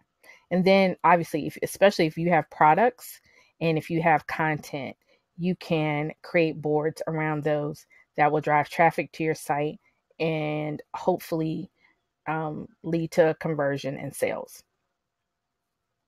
If you do a Pinterest party as a live event, which you can do that as well, which I think will make it a really cute and cool event. Or if you're going to do a live event around your brand holiday, you could do it as a bit of a Pinterest party. And so the drinks are Pinterest drinks. And you can say, this is the grape lemonade found on Pinterest. And then you have a board of all of the things that you shared on your, that you had at your event or your party, or that you shared on your blog, or that you did at your virtual event, right? Or that you shared on Periscope throughout the week. And the way people get access to that board is, or the way that they find out about it is to join your email list, right? So it's that friend raiser. It's a fundraiser, and it can raise funds, if not directly from people buying things from you, then perhaps through affiliate coin as well. All right, so your brand holiday. We've already talked about some of these things, but I'll reiterate for you. It gives you an opportunity to highlight what you have done. Also, with your brand holiday, offer something enticing. And when I say enticing, that doesn't always equate to sale, doesn't always equate to discount. What it equates to is something that people want. So it could be a bundle of some of your products. It could be, if you discontinued something, you bring it back for that holiday. It could be people have been asking you to create this or to do this, and this is the day that you launch that. So if they're like with Nisha, she has her own makeup line. If they've been asking for a green lipstick, maybe on your brand holiday is a day that you release that green lipstick, right? So you offer something enticing that you know your community is looking for and wants. How do you know that? Because you're going to spend time with them. You can survey them. You can, you're going to spend time with them online. You're going to ask them questions. That's how you get to know what your community wants. But that's a whole nother topic for a whole nother webinar. On your brand holiday, you also love on your tribe. So I included a sample schedule in there. And on that sample schedule, it includes opportunities for customer shout outs and for you to also consider interviewing, Facebook Live or Periscope, interviewing your customers live. The only color I could think of was green. Is because you got all the other colors. That's the only one I could think of that you don't have. So yeah, that could be a throwback because Lil' Kim's birthday was the other day, and in that Crush on You video, she wore green lipstick. So it could be like Crush on You green. I don't know. So your brand holiday is also a reason for you to love on your tribe. You shout them out. You perhaps this is the day that if you do offer some discounts or incentives, you offer it to people that are already a part of your tribe. You repost and retweet things that your community has shared and posted. And if you're like, well, I don't have that yet. Okay, now is the time for you to start to collect and gather those things, and for you to be intentional about connecting with your community in that way. Be intentional about connecting with your community in that way, right? So if you think that this brand holiday concept is something that you're going to want to do, you want to go ahead and start collecting testimonials and customer shout outs, going back through your own social media and screenshotting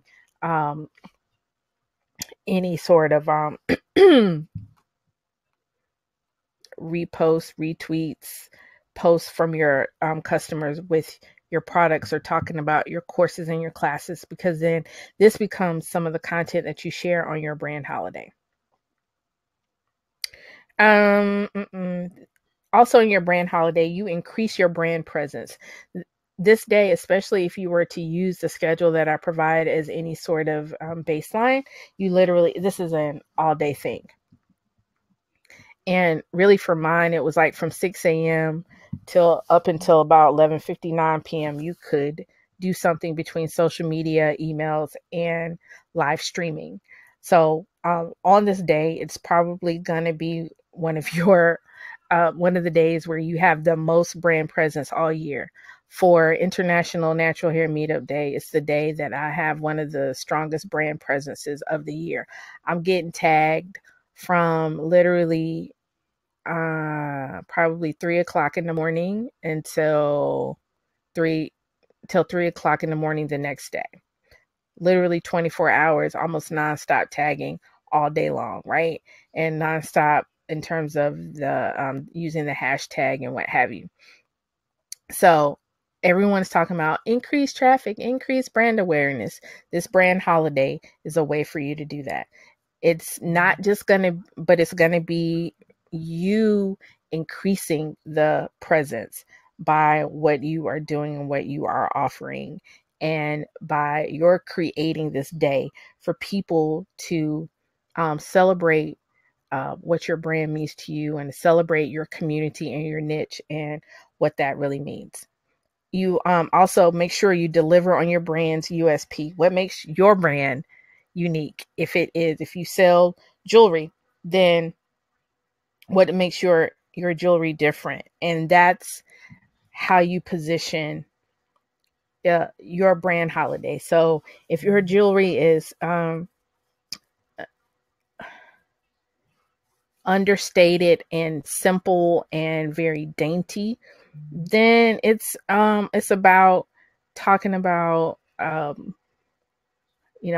minimalism and living not an understated lifestyle. That's not what I mean, but less is more. And you're talking about how, those kinds of things relate to even how you approach the type of jewelry that you create and sell. Okay. So you deliver on your brand's USP. You allow others to participate. So one of the things that you can do with your brand holiday, work with influencers, find bloggers and brands, hire somebody maybe to do your social media. One of the things I suggested was a social media takeover. So getting someone, it could be a customer even. It doesn't even have to be an influencer or a personality. You could run a contest before your brand holiday and get a customer to take over your social media for an hour, and they get to share what they like about your brand or what you offer, or the strategies, the coaching that you've done for them. They get to post how they use your stuff, whether it's the content that you create, talk about the difference that you've made for them, any visuals that represent that. They could also get on your live stream or your Periscope and share their perspective as well. Allow others to participate. If you're looking for sponsors and vendors, you can get them to participate. If you are wanting to expand the reach, also connect with other experts in your field and have a conversation about things in your industry and in your field that their audience and your audience would be interested in. All of that can make up the schedule of the day for your brand's holiday. And then remember, at the end of the day, the whole reason and premise for this brand holiday is that your brand rocks. This whole day is just reminding people that your brand rocks. Yes, I know that there are umpteen jewelry companies out here, but today, between the customer shout outs, between the live streaming, the offers, the enticements, all of that, you should be reminded that my brand rocks. Okay. Are there any questions that I can answer for you around your brand holiday?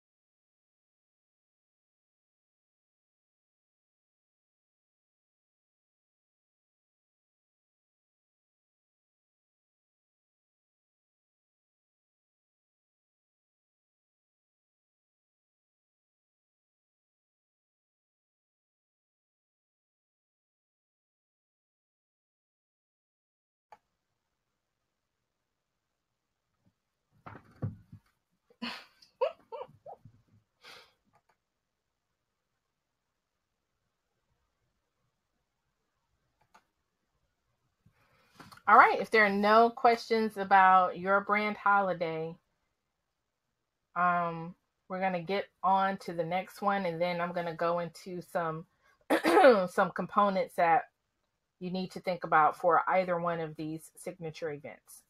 So the next thing that we're going to talk about is your niche conference or expo.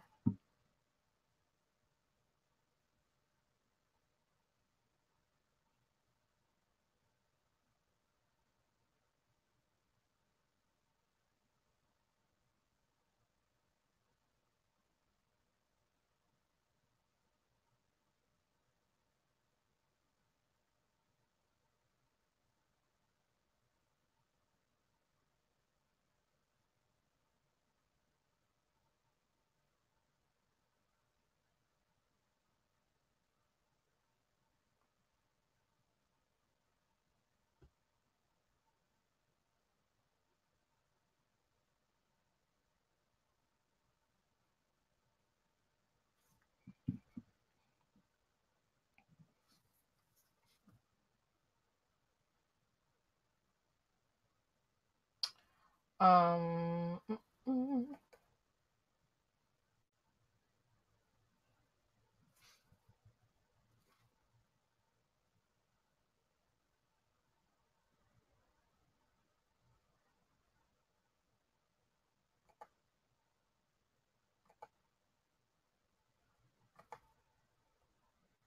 So the next one that we're talking about is your niche conference or expo.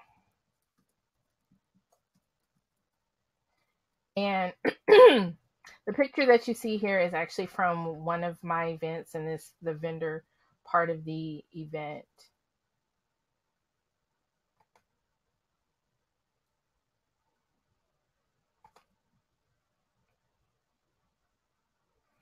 And so this is a great event for you, and this could be considered your larger event or your large event because it's going to take a bit more coordination and will more than likely be a live in-person event and not just a virtual event.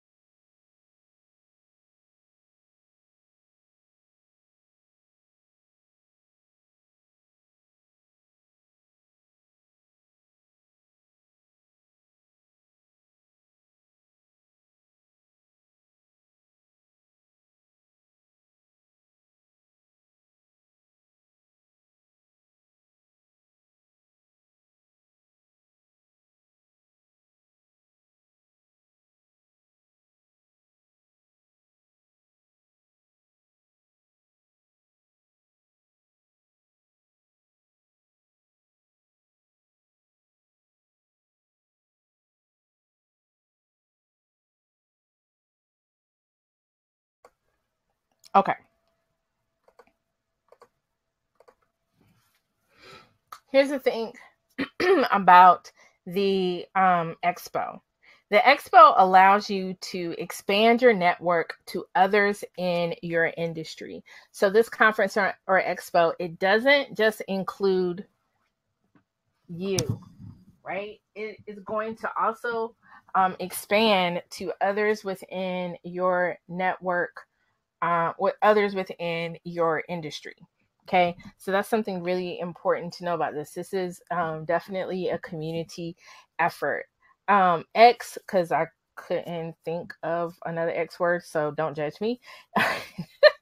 They get to experience the best that your field has to offer.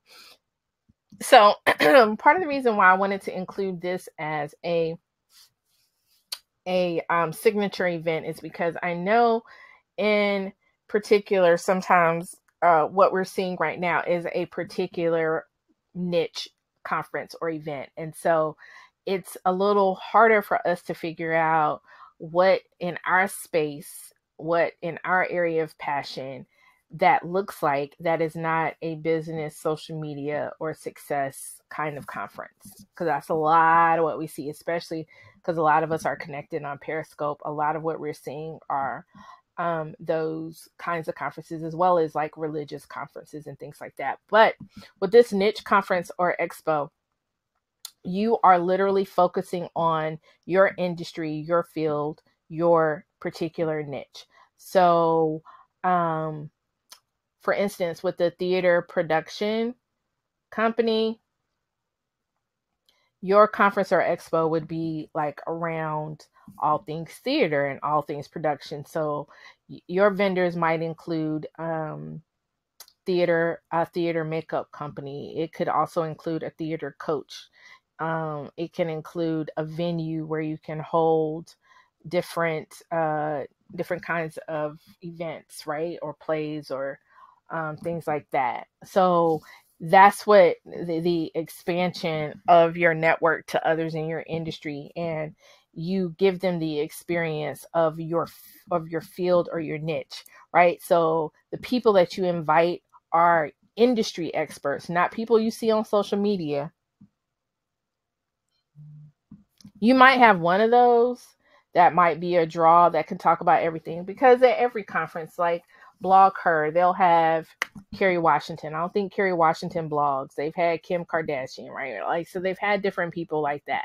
So you might have one person like that, but really, because it's a niche event and it's based on your field or your industry, you're gonna want to get the rock stars in your field, not just rock stars in general. It's kind of like having Charlie Pride, and the reason why I say that is because I just watched a news story yesterday about him. He got a Lifetime Achievement Award from the Grammys, but it's like having Charlie Pride, who's a black country star, speak at a hip hop conference. He's a Grammy artist. He's a Grammy award-winning artist, right? But it just kind of doesn't make sense for that particular niche or field. So you want to have the rock stars of your industry or people that are thought leaders in your niche or your field at your conference. That's, again, how you stand out. Because one of the things that not frustrates me, but I wish that we could think more broadly on, is the people that we can have come speak. There are amazing thought leaders, right? And so while you're like, well, I want somebody that's going to draw the people, got you. And I think you could have one person that might be like that. But then this also becomes an opportunity for you to, and for that person, if you feel like they're lesser known, for you to both kind of cultivate and feed off of each other through a series of conversations that you may have. You might do Facebook Lives and Periscopes. You are both coming up with perhaps content, or you're giving that other person content that they can share. You're asking them, what can what can it look like for us to share content based on you that's going to get people excited, whether you have 100,000 followers or 1,000 followers, right? And so it's really about the marketing and how you push and put that forward to your audience.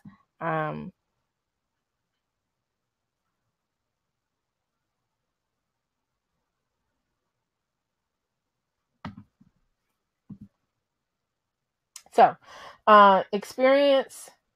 You give people an opportunity to experience the best that your field has to offer. Then you present yourself as an industry expert, an expo or a conference, whatever particular way that you want to use. It gives you an opportunity to present yourself as an industry expert, because you really should be using this as an opportunity through platform work or leading a workshop or something, that this kind of presents yourself as that. You'll also be seen as a community builder. You'll also be seen as this kind of center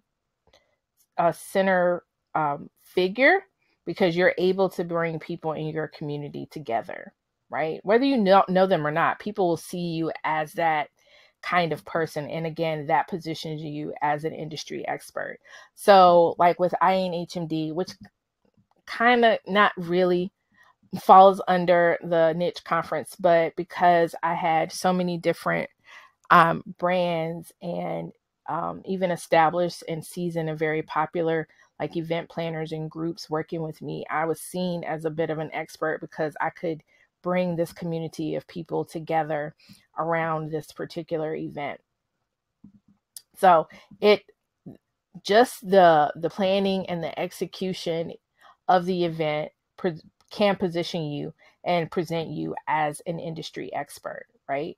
And so even if it's not huge, I'm not suggesting that for this conference or expo, you rent out all 3 of the grand ballrooms at the Hilton or the entire convention center. You may literally start with 1 ballroom in 1 room, and everybody's in there and they stay in that 1 room all day. But because of the marketing that you do, because of some of the deliverables that you have, that you're going to have afterwards, this absolutely can grow and become scalable. Sometimes people start a little bit further ahead than maybe they should. And so you can't create something that's scalable, that's doable, that will be successful and well attended and still manageable for you. The other thing that a niche conference or expo does is it offers, and you should offer, valuable info and products to your community. That's why I like this concept, because I don't know. I mean, I'm sure there is, but I don't know that I've seen a lot of yoga conferences or expos that center around that. Like you'll have a yoga company or you'll have a yogini that's there, but I don't know that I've seen a conference kind of centered around that. And if you're a certified yoga teacher, you could do a conference and have vendors that are around that subject. I mean, the natural hair community, I think, has done really well in showing that as a model. So we have natural hair companies with natural hair events. The topics that we talk about are centered around natural hair. You do the exact same thing within your own niche. So if you're an organizer, you do an event that is center focused around organization. So you have vendors that, closet companies.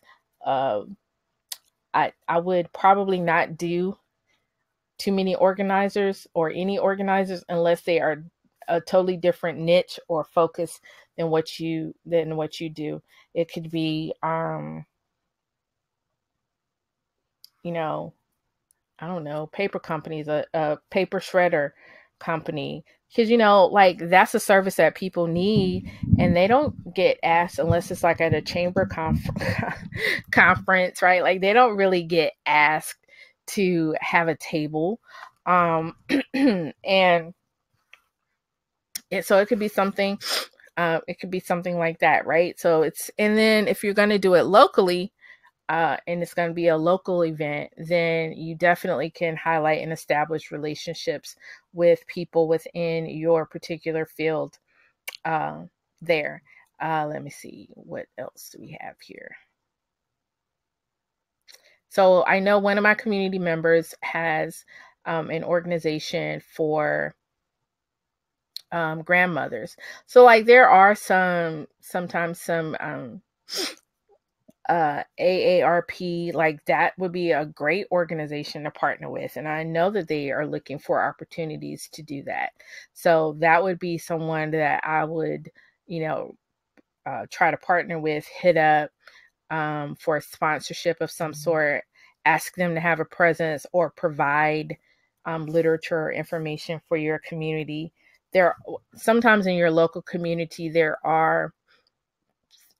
but they are almost like, and I know with this particular person, it's a lot of times they're a little bit younger, so they don't want to be classified as like old and decrepit, right? So it's this whole notion of how do you still live and have this vibrant lifestyle as a grandparent.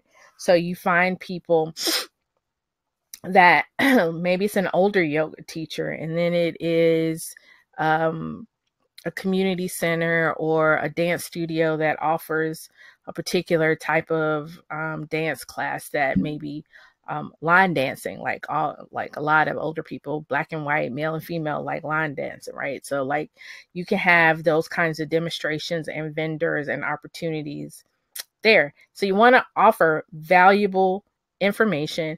To me, one of the things that makes this different is that you want people, unlike some of the conferences that we're seeing now, which are actually just sales conferences, encouraging you to buy deeper or to go deeper into and to buy at a higher level some other people's stuff. I think that what would make a niche conference or expo different is that they walk out of there genuinely helped, genuinely with something that they are interested in and that will make their lives better in whatever that particular niche is.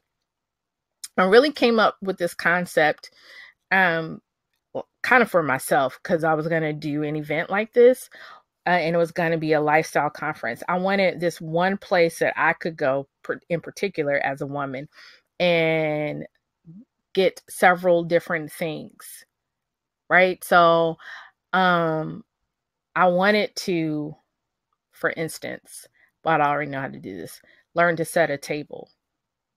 So I wanted to be able to go up to an interactive display and learn how to set a table, right? I wanted to go to a workshop on that. I wanted to learn how to change out the pillows on my sofa. I also wanted to learn about finances. I wanted to get beauty stuff. That for me was what originally I called a lifestyle expo. So about the totality of my life, not just one particular aspect, but a place, especially in an expo like environment, that I could go and really, it feeds me as a total person. For you, with your particular niche, you want to feed that total, you try to feed that niche. So if it's theater, you want to do and talk about things and offer things that are specific to theater folks, because I'm pretty sure they're not going to be able to get that anywhere else, right? Like, so they're this is not a regular normal occurrence. If it is a music festival, right, it maybe the genre is a little bit different. Maybe the vendors that you have, they also support what that genre is. So if it's a reggae festival, then you bring in Jamaican restaurants. They're your food vendors or your food truck vendors. You have other people that sell incense and oils and all of this kind of stuff that really support what that niche is. So think about your field, think about your industry, think about who you serve and how you can create an experience with you, but then also other supporting vendors and people that can create this experience for the people that you serve. That's essentially what a niche conference or an expo looks like for me.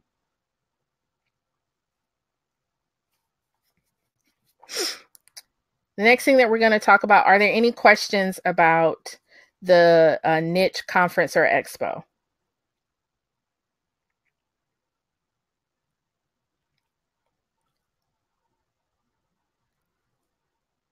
The next part that we're going to talk about, I'm going to go into some event components that for either of these events that I think you'll find helpful. All right. So here are some of the critical event elements, right? And if you look in the guide, I give you an event planning worksheet. To me, that is a very valuable document for you to start with because it asks you about objectives. It asks you about some of these critical event elements that I am discussing so that you can go ahead and sort of think about what you need and what your focus is. So it talks about vendors and staff and things like that in this particular document, so that you can already have some idea as you are starting to plan your brand holiday or your event, your conference or expo, what that looks like. Okay. Leticia asks, when vendor doesn't fit, do you try to include them in a different event or workshop, or just flat out no? If you can include them in a different or event or workshop, yes. But if as a brand they just don't fit with you as a brand, then I would say that them being a vendor maybe is not an option. But if you have a folder of information, or you're giving out a bag or something like that, then they could have information.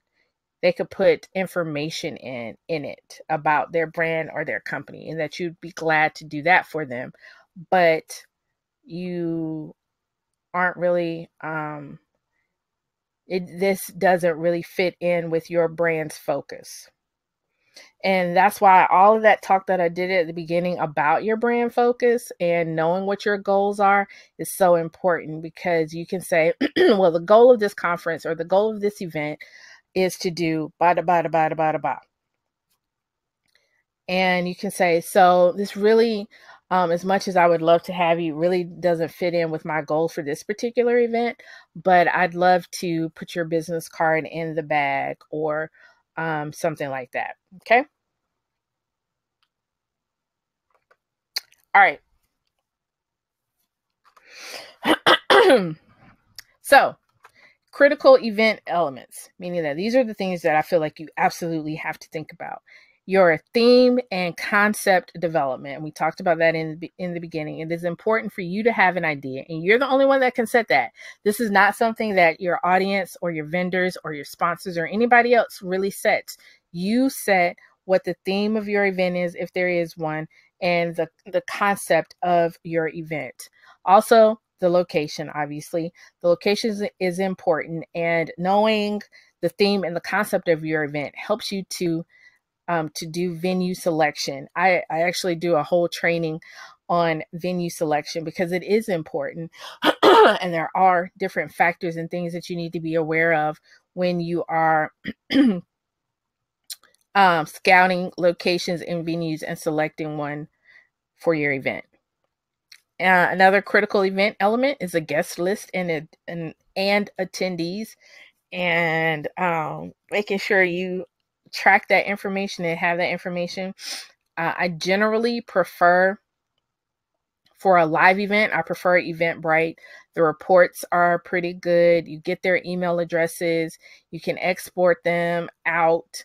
Eventbrite connects to a lot of different platforms, including Facebook and Twitter and some other things.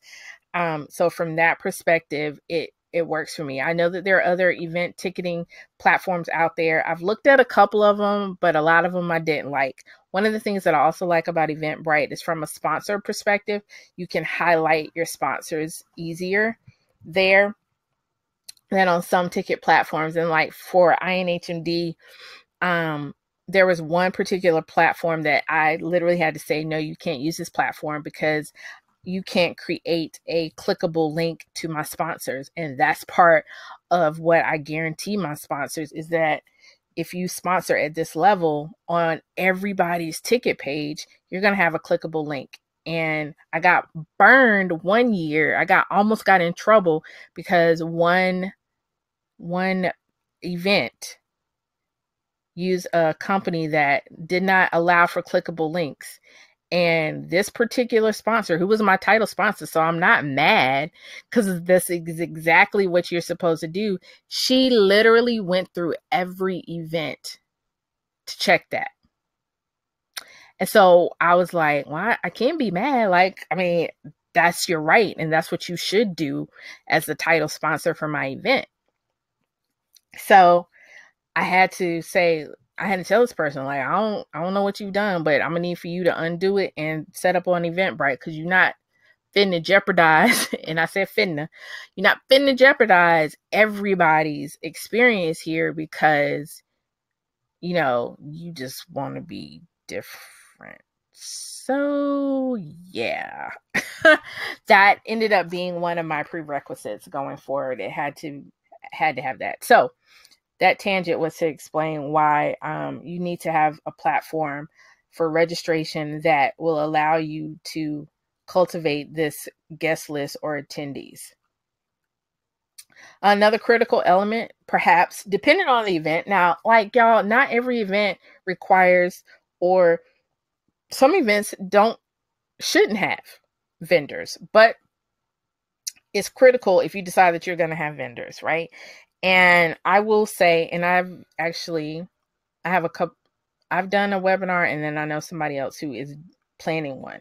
But for me, I have lots of friends that vend, and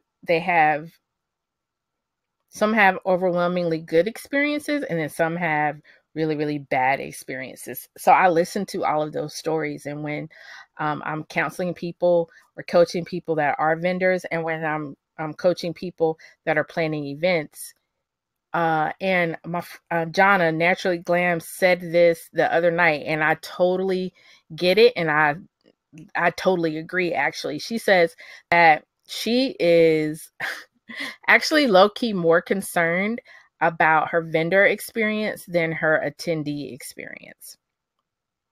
And I'm like, so true, because if your vendors have a good experience, one, they're gonna come back.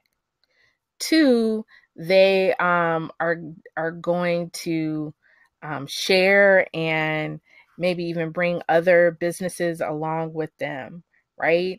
And vendors are oftentimes a draw for your audience. So if you provide a good experience and people are pleased, then that will turn into, in my opinion, it can definitely lead to increased ticket sales. All right. So vendors are a critical part. And when it comes to vendors, you want things to be clear and you want things to be easy. And there sometimes is just a whole bunch of confusion around what they can bring or what they can't bring, or what what you're going to provide, and then what you're not going to provide, then what time they can set up, and what you have to be uber clear with that. And you have to remind them constantly and make it easy for them.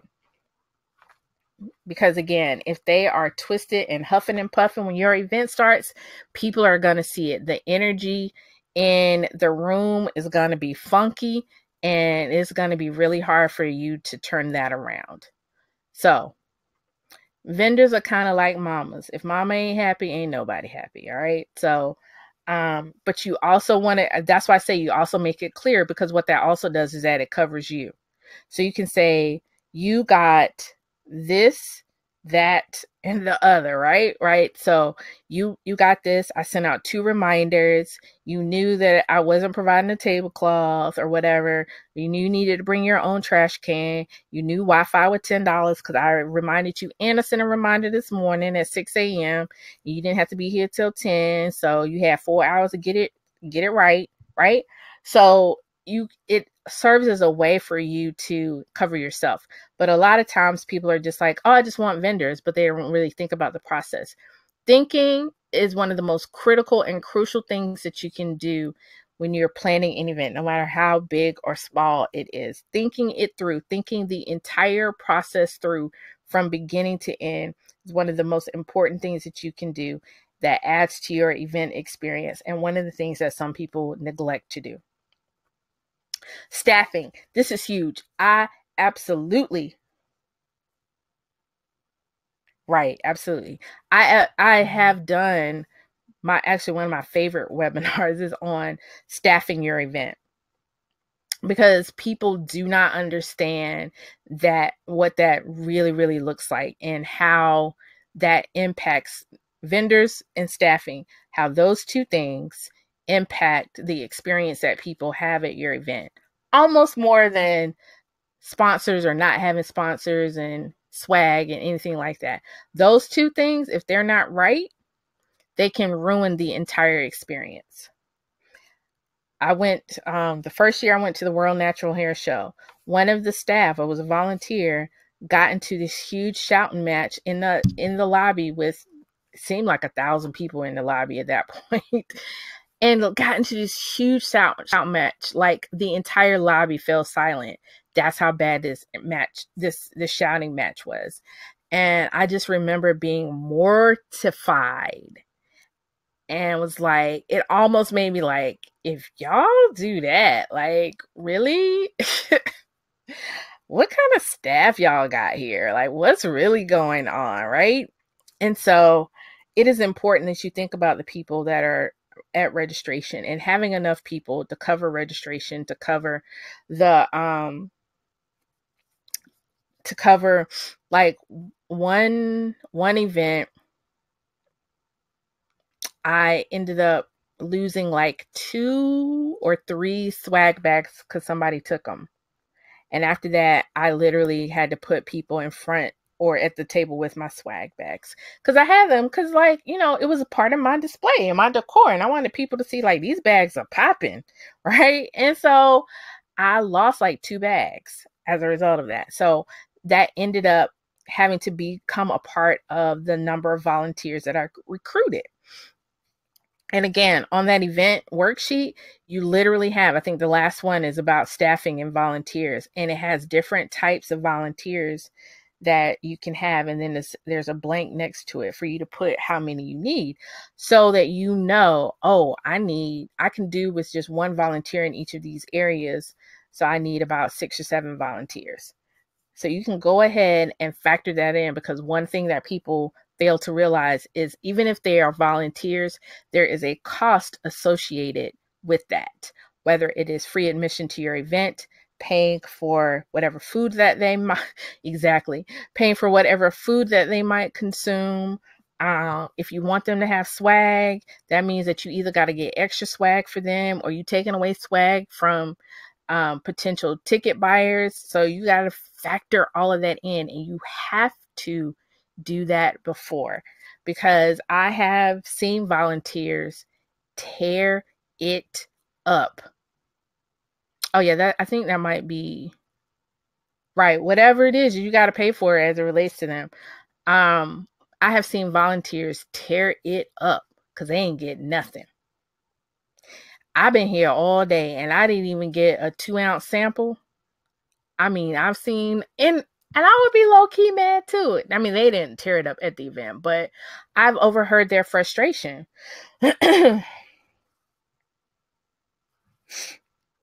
So you have to think about and be intentional about staffing. Another critical event element is your event schedule. And I think I have a mock one. I'm gonna have to see if I can find that and send it to you. Knowing exactly what needs to happen. And again, that's not something that you can wake up that day of and you're like, oh, my event's at 4. I guess I should get up. No, you should have a schedule for yourself and for anyone else that might be helping you with the event, working, volunteer, staffing, your assistant, whatever it is, to know, okay, this time this needs to happen. This time this person is coming to do this. The DJ is arriving at this time. This is what happened, as well as the actual event itself.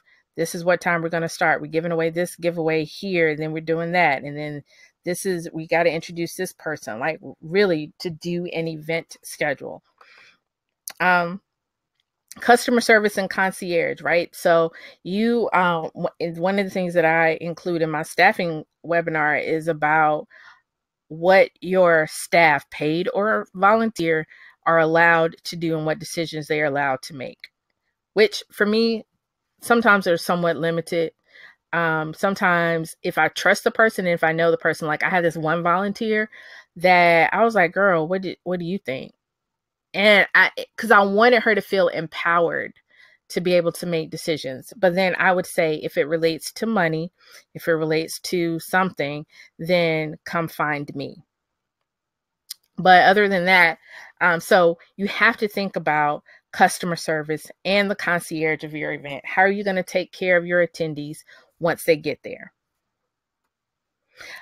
Another critical event element is your event evaluation. Sometimes people don't really do a whole lot with that. And so, but I think especially if you're going to do this continuously, and if you're wanting to perhaps take it on the road and tour, you want to know what works and what doesn't work and how people feel about it. And to me, that's not something even though I loathe evaluations, because sometimes people aren't very gracious and nice, but I'd rather for you to tell me on an evaluation that I see than for you to get on social media. And I've had that happen to me. Like the first year I did INHMD, I think, one of the events that I had they did, oh my God, they did so bad. Like they really did really, really bad. And these people literally got on YouTube and blasted the whole event, like literally blasted.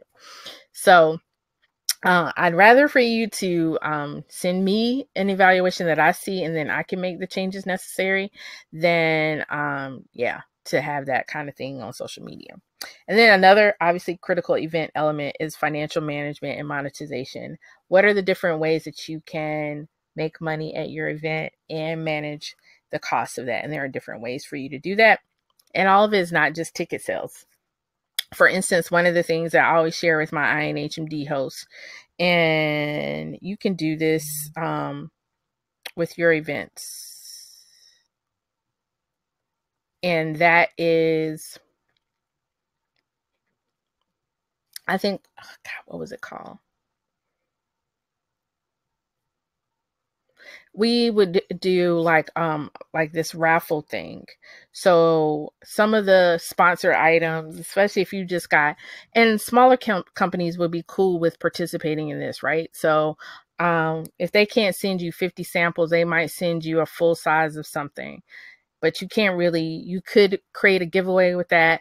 And sometimes you get a slew and a ton of giveaways. What if you bundled and packaged those giveaways together, and then people could buy raffle tickets to win those? So we used to do this at a charity event I did.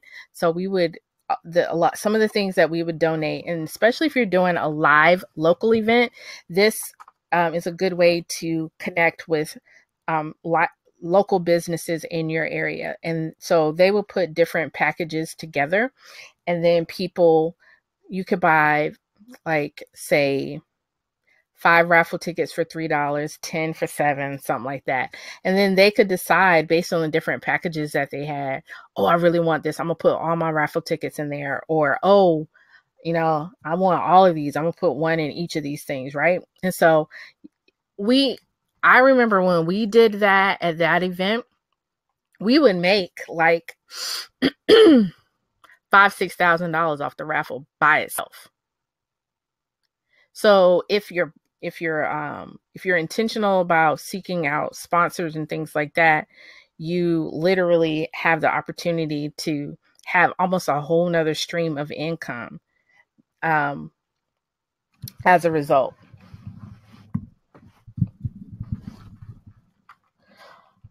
Okay, Latoya asks, all of the events I've hosted have been themed and theatrical, from fashion shows, dance shows, parades, celebrity basketball tournaments, back to school events, stage plays, etc. How could I create a niche expo or event around that? I'm not really sure around the fact that you've hosted events.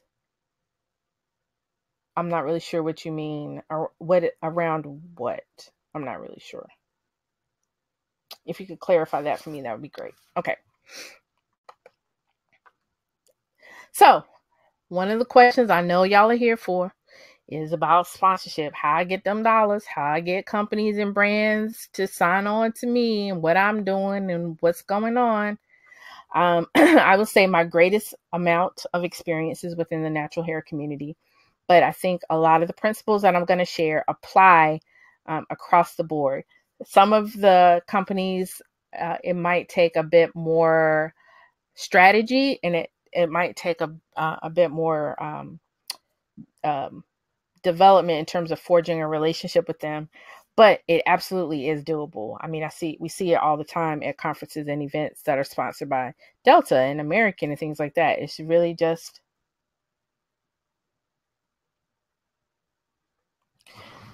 okay. So Latoya said, being in entertainment and events industry, what would be ideal for a niche conference? Well, it depends on what your particular expertise is in and what you want people to do with that. Do you want them to hire you to plan their event? Do you want to teach them how to plan their own events? Or do you want them to come to an event that you have? It really kind of depends.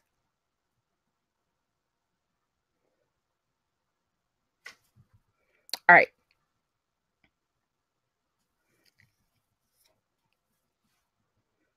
So again, that's why thinking about what your goals are, what your outcomes are, and then how you want people to respond, that that helps determine how you tailor and how you niche out your conference or your expo. If it is designed to perhaps get people to come to your event. So like my vendors would be to your play, my vendors would be the playhouse. Right? So if you sponsor me at some level,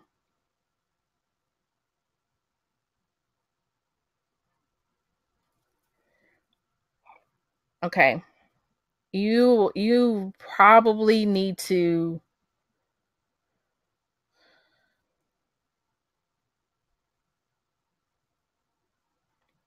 So is this for people that are, is this for like the actors, the dancers, or is it for people that would attend the events?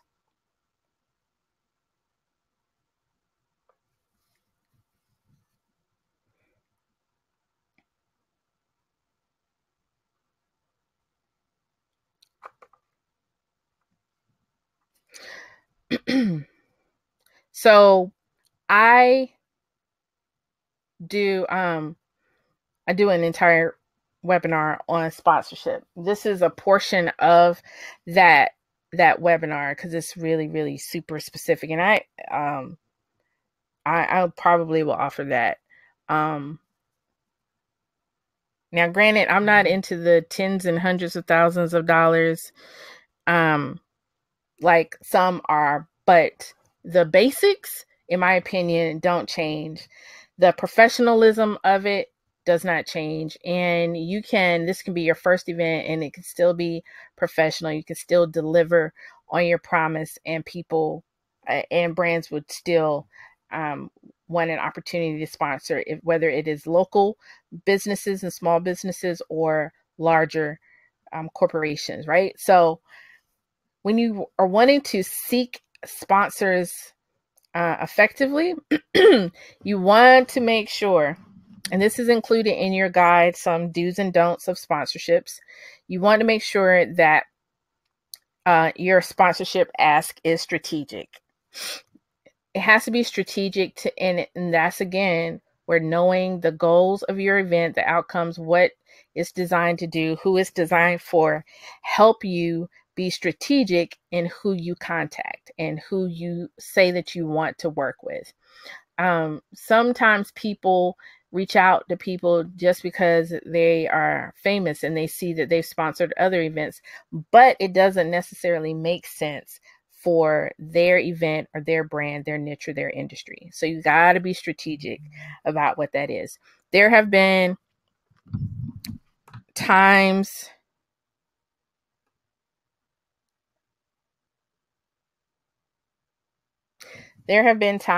where I have done an event where I only wanted one sponsor.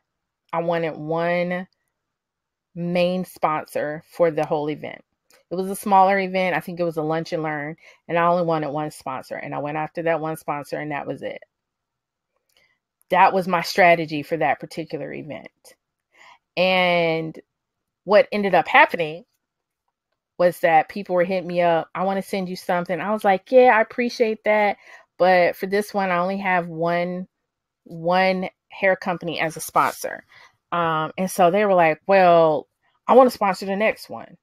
And so I ended up being able to do it like 2 other times because people like the concept of my only featuring one company, and they wanted that exclusivity.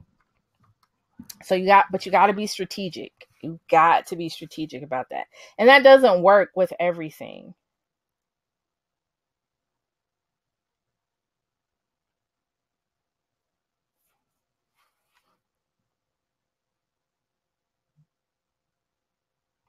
So, okay. So for what you're talking about, theater industry is asking you how you put on the play, promoted it with no radio, TV, had over 300. How did you put it together? How did you organize it? That is the conference, right? So that is, your audience for that portion of it is aspiring playwrights, directors, small entertainment companies, collectives, maybe even college student organizations, right? So those are the groups that you're going to target for.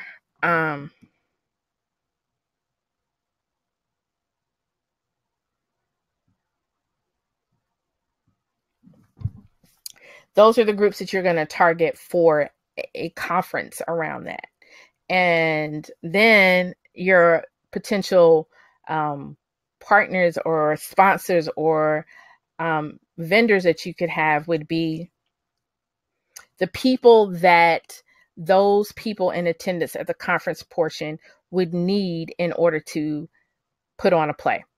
So venues, maybe staging companies, rental companies,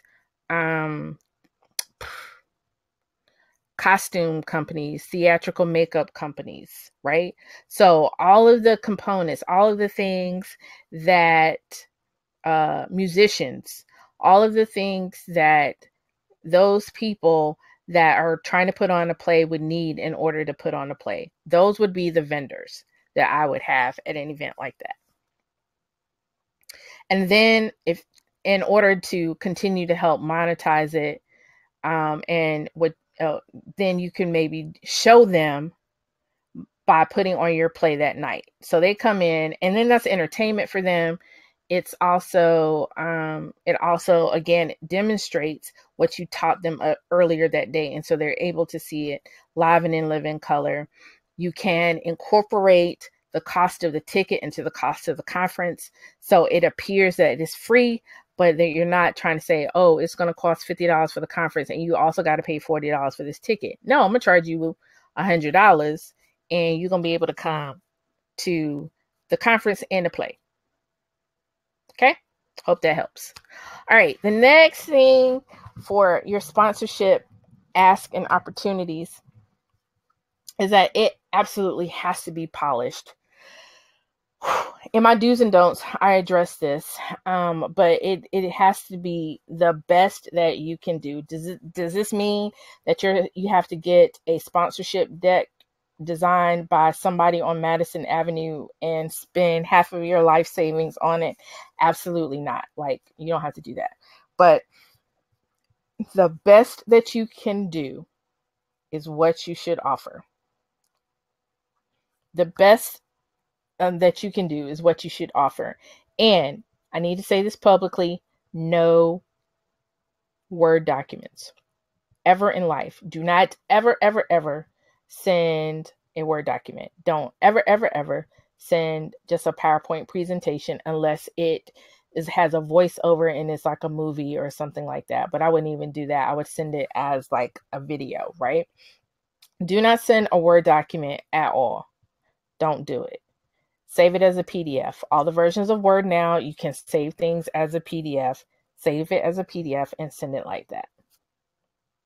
The other thing, part of that polish is please, please, please, please, please do not copy everybody's email address in the to or even the CC line of an email. I really, truly, honestly, part of the reason why I'm able to get sponsorships from companies and nationally known companies in the natural hair industry especially is because I send individual emails to every company. Yes, that takes a lot of time. Is that a good use of my time? When they say yes, it absolutely is. What is not a good use of my time is to create this stuff and then undermine and cheat myself by sending this mass email and not giving them the same consideration that I want them to give me in terms of sponsoring my event. Because look, they spending money on you.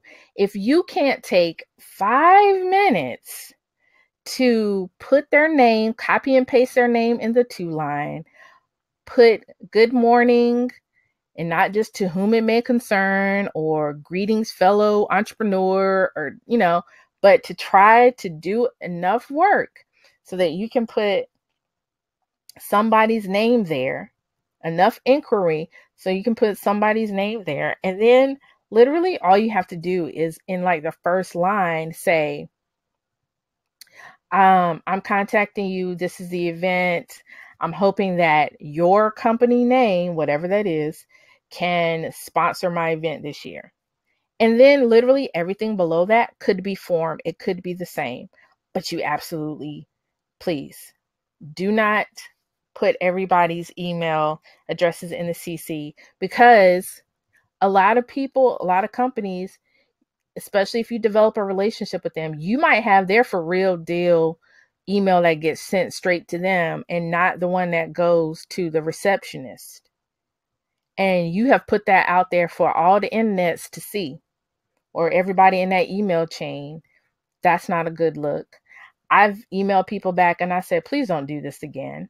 Like, just because I care and I don't want you to make it harder for me to get what I need later on. I need for you not to do this. This is not a best practice. So don't do that. If you're wanting sponsorship dollars, if you're wanting product, you need to be polished in that. There is a system and a way for you to send individual emails to people and it not take an inordinate amount of time. You can also outsource that and hire a virtual assistant to do that part of it for you. And then you just do the follow-up. But please don't put all the email addresses in the to line or the CC line. Don't even really put them in the BCC line, because I know what y'all thinking. Well, I can just put it in, nobody see it if I do it like that. It's still tacky. It just is. It really just is. You should, if you're wanting people to give to you and your event, and especially if you asking for monies, honey, you can at least like send me an individual email, put my company name in it. And if you know my name, put my name in it. That's the least you can do since you want to ask me to give you money. Just saying, I go off on that tangent because what people don't realize is you make it harder for the rest of us out here that are trying to get sponsorship dollars when you run amok. So yeah, nobody's ever told you that. Now you know.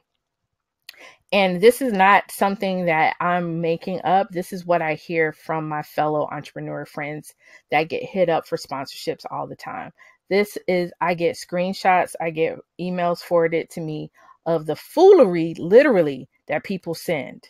And so for my community, I don't want y'all to do that. I want you to have success as early as possible. And so listening to me in this regard as it relates to sponsorships will help you. I promise you. So you want to make sure your sponsorship asks are strategic, they're polished, they're on time, meaning that you need to, for most things, especially if you're looking for money, you definitely need to give them at least probably 90 days, because most corporations have a process that they have to go through, and you need to give them time to do that. Even if it's a small business and they decide they're not going to cut you no check tomorrow.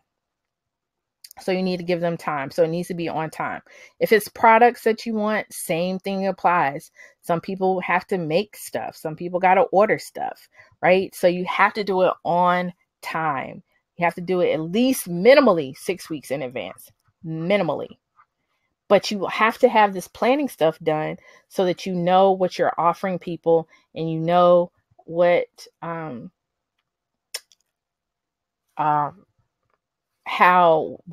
what you're asking for will enhance their experience and thus connect to the brand better. Okay. Also, effective sponsorship asks are negotiable. So what I say, while I have sponsorship guidelines and levels, I also say I will also create a custom sponsorship package for you. So that gives me an opportunity to get somebody on the phone and really pitch myself and and connect with them on that level, and then we negotiate what what we're going to do so that it works for both of us. And 9.5 times out of 10, it comes out as a yes. But if I stick fast to only what I say, what I've said, and say, I ain't negotiating. Nope, it is what it is. You're either going to do this or not. I could potentially lose out on money, which means that I lose out on providing my attendees, my tribe, my community with an experience. And that's not the experience that I want to provide is important to me. So I negotiate. You want to, in order to seek sponsorships effectively, you want to think you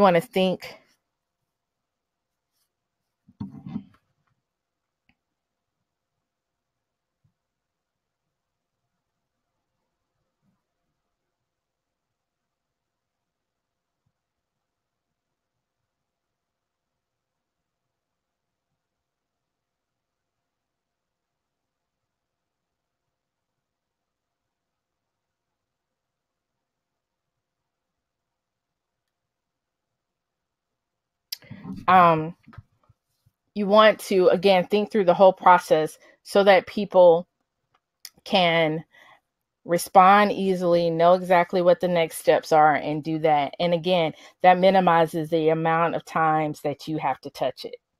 All right. You also want your sponsorship ask to be original.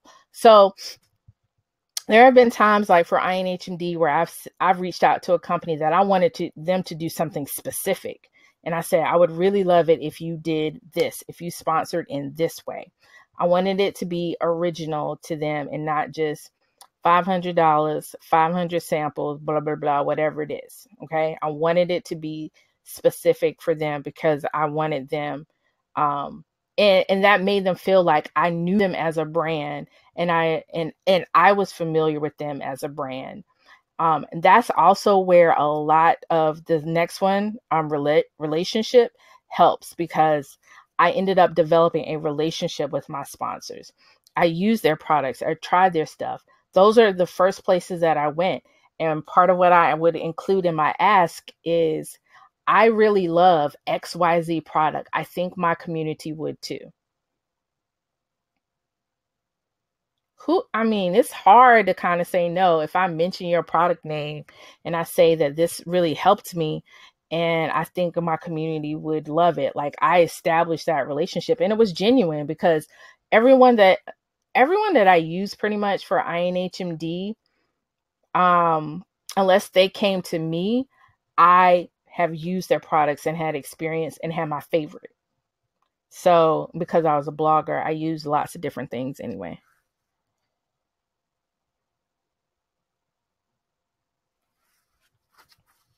Okay. Lord have mercy. So there are different types of sponsorships. There's obviously a title sponsor, which means their sponsorship is the highest level, and they are their name is attached to your event. So mine, with INHMD, was really about the only one that I usually had a title sponsor to. INHMD presented by Coils by Nature, Natural Girls Rock, Hair Rules. Who else have I had? Design Essentials. So that would be how I would say it. That would be how it would be printed. International Natural Hair Meetup Day presented by. And that's what a title sponsor is. An exclusive sponsor, there's a difference between title and exclusive. An exclusive sponsor means that that's the only one in a particular niche or field or industry or type of sponsor that you have. So you could say that so-and-so is the exclusive sponsor, which means they're the only hair company, or they're the only makeup brand, or they're the only lipstick company that you're going to have at your event. So that's the difference between title and exclusive. So that means even if 4 other makeup brands come to you, if you have an exclusive agreement with a company, you can't accept another makeup brand because there's only going to be that one makeup brand at your event. Sample sponsors is what it says, that you give them samples, and samples also includes full-size products. So it's not just sample sizes, okay? In kind means that they are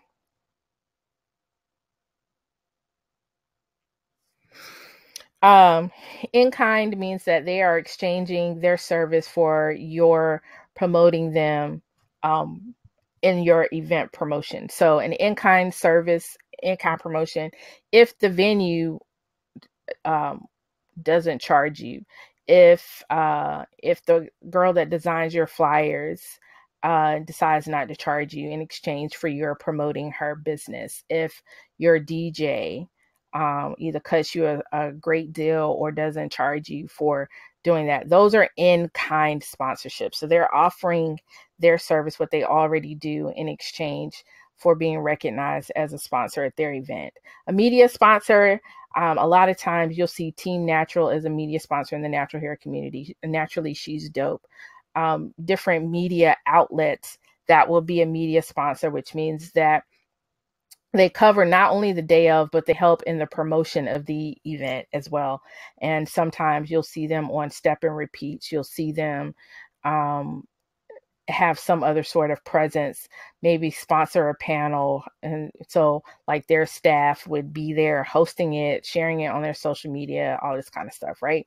So that's what a media sponsor is. Obviously, a financial sponsor is giving you money towards your event. Janelle asks, I am considering doing a small meetup in October for natural hair. Should I provide swag bags for a smaller meetup type of event? I want the attendees to still walk away with something. Yes, right? I think you can. So because it's smaller, this might be an opportunity to target and to intentionally reach out to smaller natural hair brands and companies, because the smaller businesses, they can't provide 100 samples. Like that's inventory literally for them, but they might be able to do 20. So for me, at a smaller event, I would be intentional about focusing on some of the smaller brands. I wouldn't go after the big boys for that personally, because they almost never get hit up in that way. And because it's a smaller event, you could also look at just also doing an exclusive sponsor. So if it is a bigger brand, courting them and saying, I really would like for you to feature you as the exclusive sponsor for my event at this event. Because like the one that I did, I used their products to style my hair. I used the whole line. I had washed with their stuff, had the whole line, and that's what I used. And they got samples of that. So those are two options for them for that event. All right, so here are some examples of sponsor perks for you. Emails that are sponsored or original content, so you can talk about your experience with the brand if you do have one, or you can, if the company is big enough, sometimes they will generate the content for you and you just send it out to your email list. Banner at the event, obviously. A vendor spot, a lot of times I'm seeing that increasingly where sponsors have, as part of their package, they have a vendor spot at the event, and that's included in the higher level financial sponsorships. I'm also seeing a lot of sponsors are offering and doing presentations at the event, whether it's a panel, a demonstration, a tutorial, a conversation, or some other presentation training. Exclusivity is a sponsor perk, meaning you're the only one of this type there, you're the only one there, period. Depends. And another sponsorship perk is first right for future events. So for my title sponsors, right, I give them first right. If they want to come back next year and host, they had a positive experience, I will go back to them and say, hey, this is the date. If you're interested, here you go. So they have first right. For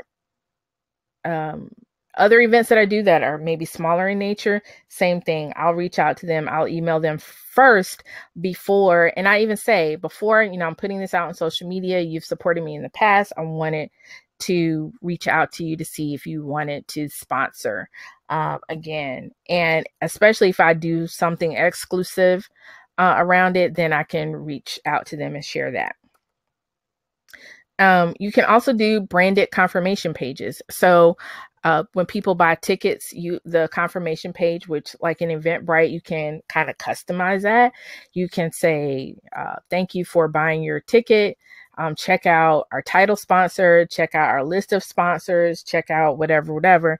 You could do branded confirmation pages as well. All right. So there are some ways for you to also do unique sponsorship opportunities. A lot of times people just want the moolah, and I get it. Absolutely. Got you. But sometimes if you position it in such a way, you end up getting equal bang for your buck, right? So these kinds of things add to the attendee experience, which may increase your ticket buying, which will increase your profit. So you could have a unique sponsorship opportunity for a DJ. So you want a DJ costs $500. You like, yo, that's a lot. You can find a company you can have, and you can call them an entertainment sponsor. And then in that package, you say that with this $500, I would probably charge more, like maybe $600 or $700, right? So you say with this, it covers the cost of the DJ, and the DJ is going to shout you out every hour of the event. He's also going to cut you this little spot or this little voiceover thing that you could probably use later on. Cause I talk to my DJs like that, and I have relationships with DJs. They also, maybe the step and repeat behind the DJ booth is branded, is with their logo, right? So as the crowd, as the official photographers taking pictures of the DJ, which you are going to make sure that happens. And as you are taking pictures with your phone of the DJ, you're also catching that sponsor there. So it's a good option. Then they could put a banner in front, and especially if they're on a stage, and they could be, or you could call them the entertainment or the stage sponsor. So if you're going to have spoken word, if somebody's going to be on stage, they literally are the stage sponsor. But that would cover something like a DJ or perhaps the sound company that you need to rent equipment from. So they could be the entertainment or the stage sponsor. Which is the next one that I say. Also, if you want to have a VIP or the talent, which is, special guests and things like that, you could have an opportunity for people to sponsor that. So they would cover if it was a financial contribution, that cost would cover their food. If that would be a good time to, maybe hit up food vendors to perhaps supply food and samples and what have you for that particular suite. And then other companies, you might want to ask either smaller companies or some of the larger companies that you're working with to provide full-size samples that could serve as the gift bags for your VIP, your special guest, or your talent. Another thing, and this is probably one of my favorite ideas, is Spa La La. I cannot believe it's after midnight. Y'all hanging on though. I appreciate you. Spa La La is, depending on the venue and what you have, is to get a beauty or skincare company to put something in the bathrooms. So, sample of a scrub, soap, something like that in the bathroom, and they put a sign and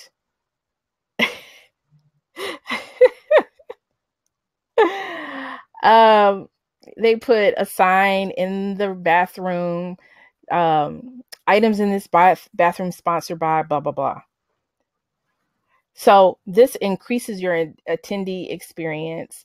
It's something unique. It gives the brands exposure actually during the event, not just in the swag bags.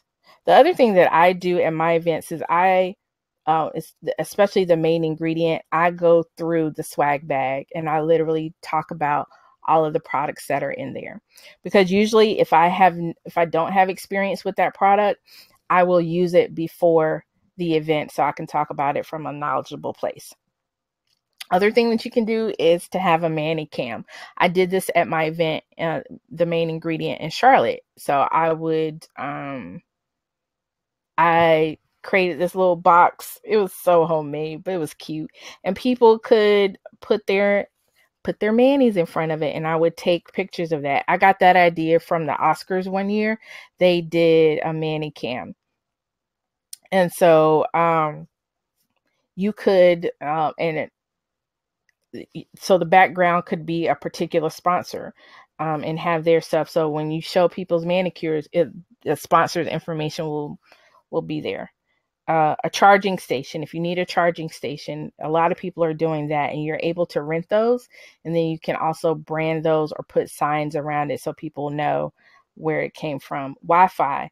You can, especially because convention centers and things like that, they charge you for the Wi-Fi. And so maybe if you can find like $1,000 sponsor, yes. Yeah. If you can find $1,000 sponsor that would perhaps cover that, then you can say Wi-Fi sponsored by, XYZ company, and ticket holders, ticket buyers get the Wi-Fi code when they buy a ticket. Because a lot of times, especially if it's a conference or an expo, right? Like, we all about getting on somebody's Wi-Fi.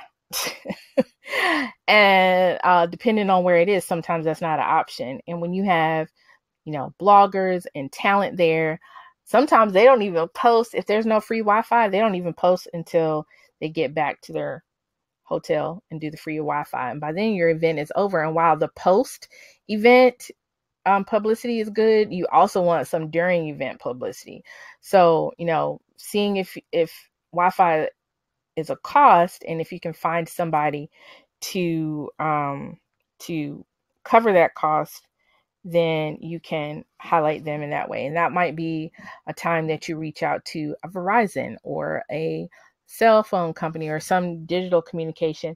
There are also, y'all, not just corporate Verizon, but then there are also the retailers that are their own companies that they might be willing to do that. So don't just like call corporate Verizon. There is usually a Verizon retailer somewhere, or reseller kind of thing. Go to them and see. And they're usually privately owned. Go to them and see if they would be willing to sponsor a charging station or Wi-Fi.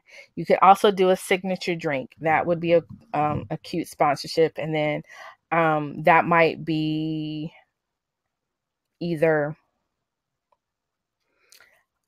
what you would cover that, and that would be added to the VIP ticket, or maybe it's on special. So if the drink costs normally $8, maybe at the event it's $4 because of the sponsorship that happens with that. So don't just think of samples. Don't just think of money as the only things that you can ask people to sponsor.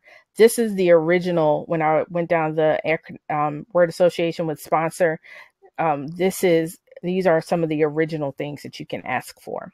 Now, in your sponsorship package, and this is in your guide, components include your event details, the details of your brand, and you got to be honest, right? Like, you got to be honest about your social media, what it is. And because sometimes people won't say no just because you don't have 20,000 followers. When I first started doing events, I had 3,000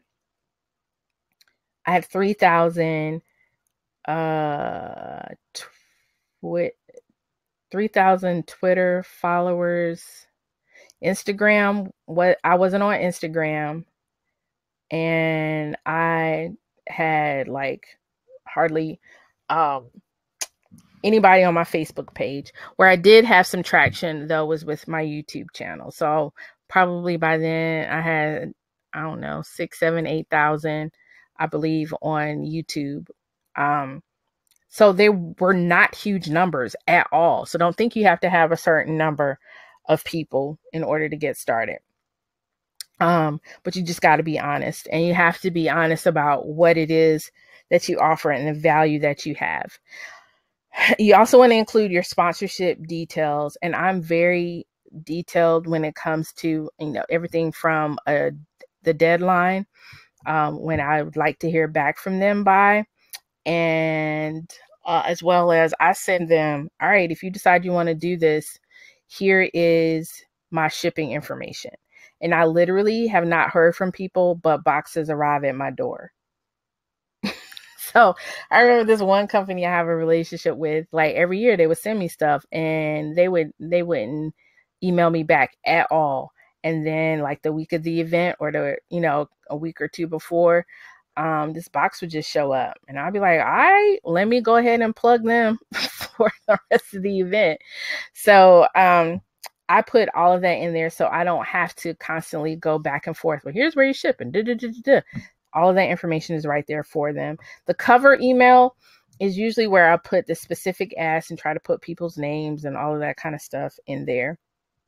And also talk about my relationship to that particular product. That's what makes that cover email a little bit different. But there's a lot of form letterness to it. So like usually after the first and a half paragraphs, everything after that is form and the same.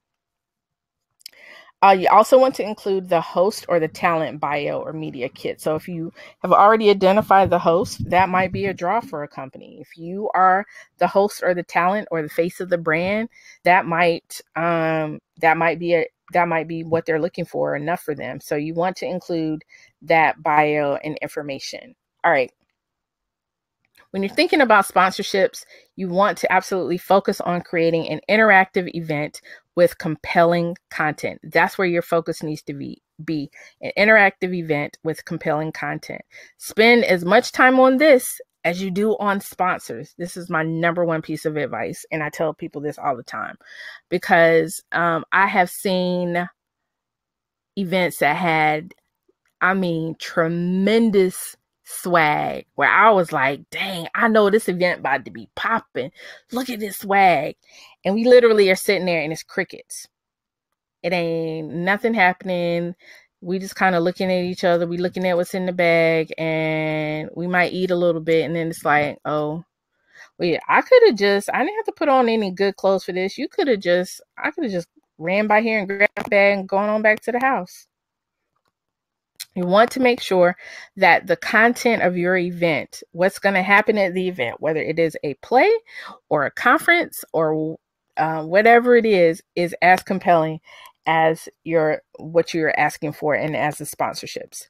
Give sponsors a compelling reason to align themselves with your event. And that compelling reason, in addition to the size of your brand, the size of your platform, is the content of your event.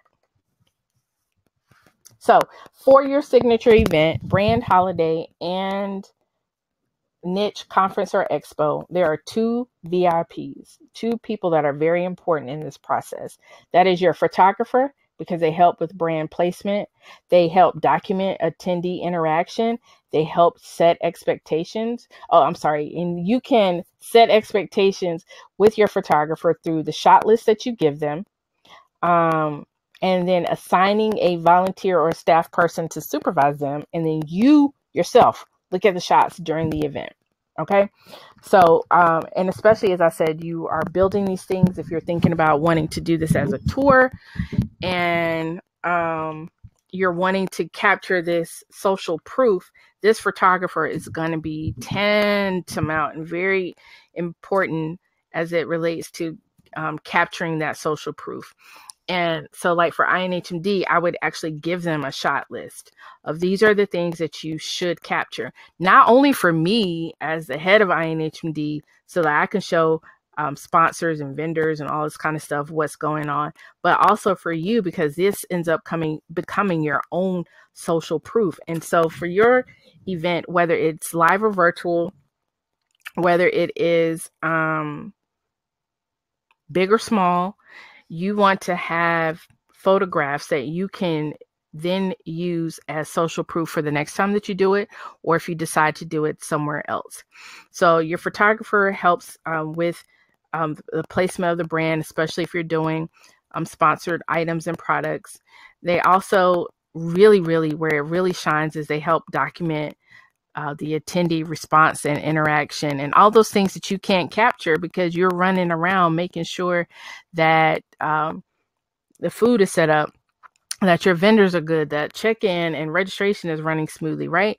So that's why you need a photographer. Even if you do a small event for yourself, you need a photographer that's going to help capture those moments for you and for the future.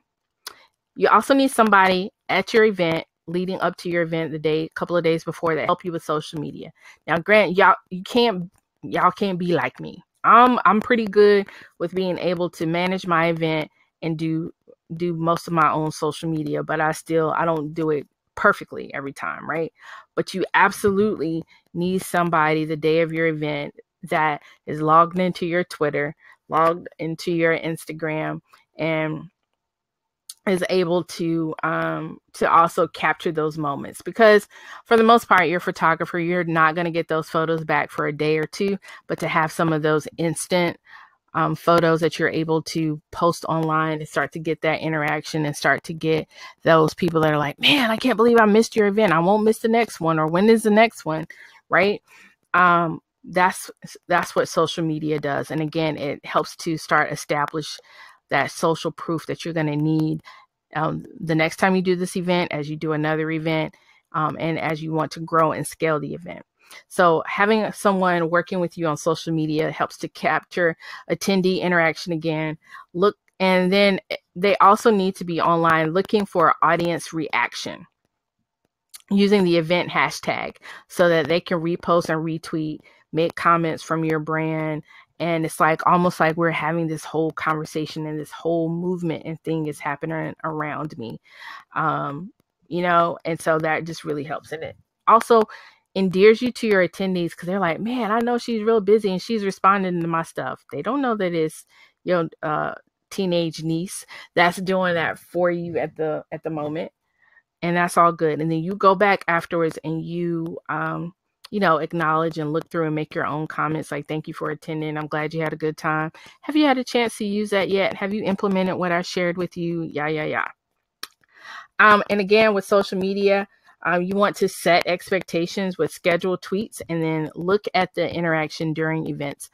I want you to participate in your event, live or virtual, but I also want you to be aware of the conversations that are happening online. Really kind of perplexes me when people that have planned events don't check social media until after.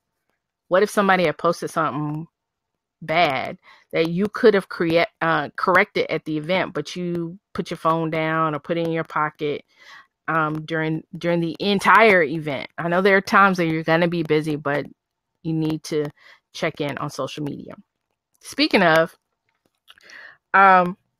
you need a hashtag for your holiday or for your niche conference and experience. You want to create a specific hashtag that you can use annually, that you can use every time you have that event, because then that also creates this diary, this chronological history of that particular event. So I do INHMD and INHMD in the year, so 2016, 2015, whatever. But INHMD for me is the primary tag that I encourage people to use, so that even as brands, and that's one of the things that I put in my ask, is like, you can search for INHMD events using this hashtag. And on Instagram, it's especially helpful, obviously. So think intentionally, again, strategically, early on, about what kind of hashtag you can use for your brand holiday or for your event.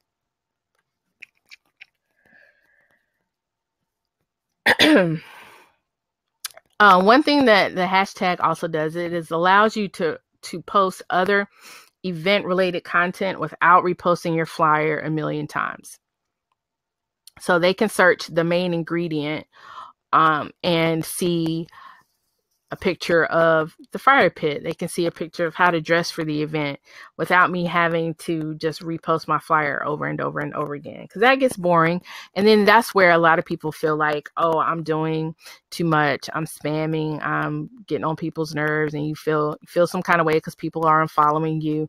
But if they see that the content is different, they're going to stop. If you like, when I posted for the event, I sold out of my VIP tickets in 24 hours. It was because I posted this collage of how to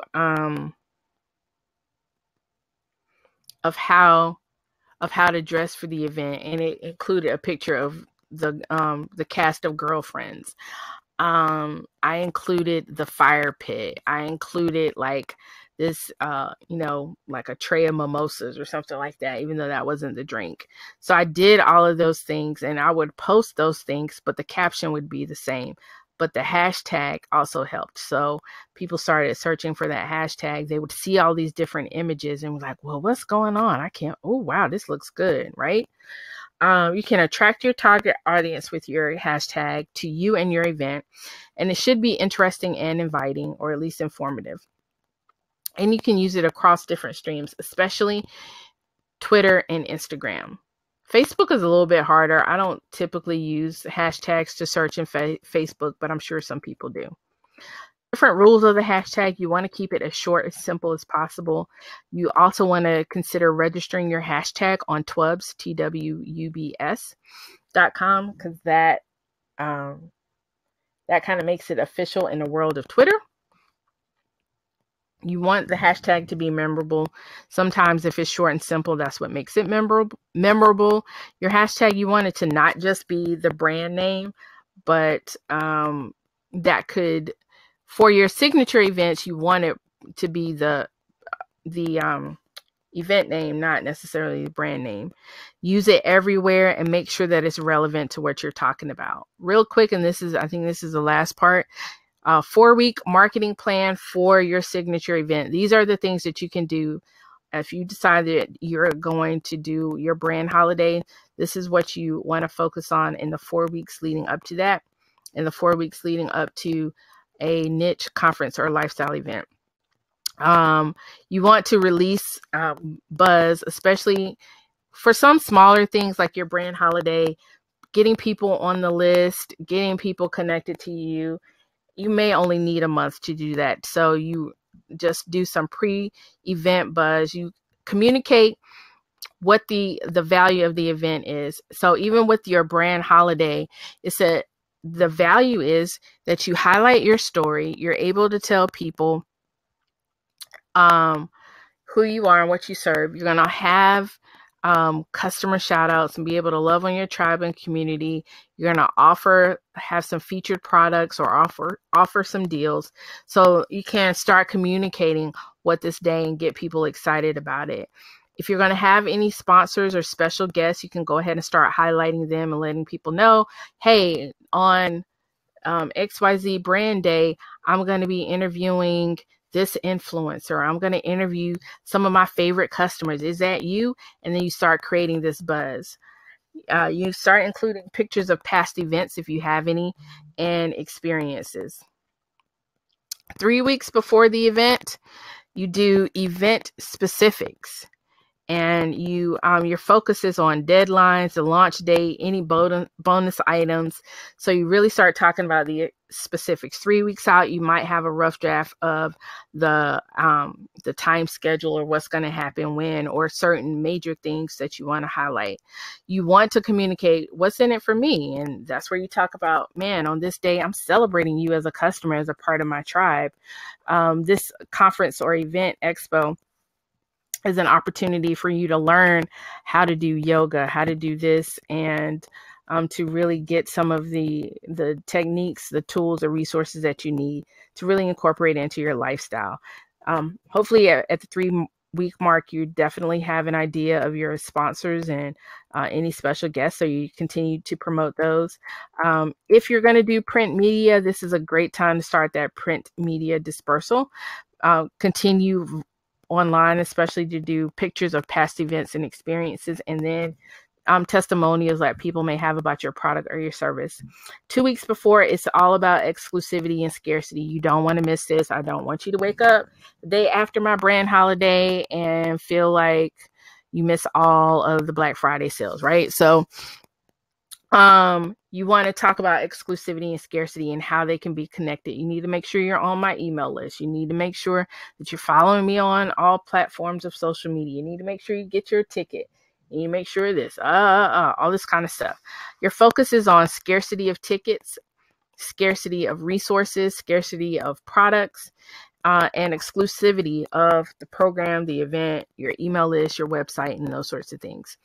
Your constant messages, don't miss out. You don't want to miss this. And then you're again focusing on, and all of these things end up being separate Instagram posts. All of these things end up being separate tweets. So that's how you can continue to talk about your event without, again, just posting your flyer over and over and over and over and over again. Sponsors, speakers, event features. And by this point, 2 weeks out, you need to be posting daily. A lot of your things that you are going to do, or sometimes 2 weeks before an event, I was only at half ticket sold. And it was in the last 2 weeks that I sold out. It is nerve-wracking and frustrating, but sometimes it be like that.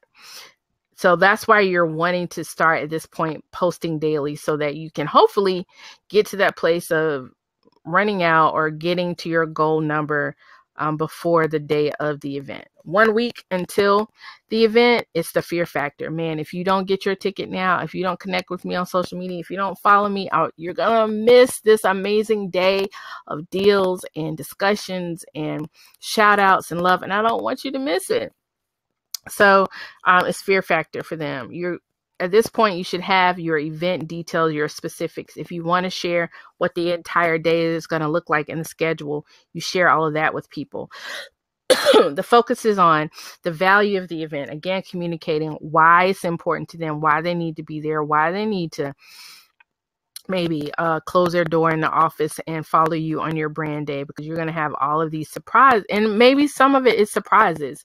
I have this surprise guest at 11 o'clock and I'm going to have another one at 3 o'clock, right? So you want to communicate why they don't want to miss the opportunity, all of the launch or details that they need. And at this point, a week before the event, you should be posting multiple times daily. Okay. So, woo, y'all, we are finished. Oh my goodness. That was a lot. Do you have any questions at this point that I can answer for you to get you started? I'm going to pull up the...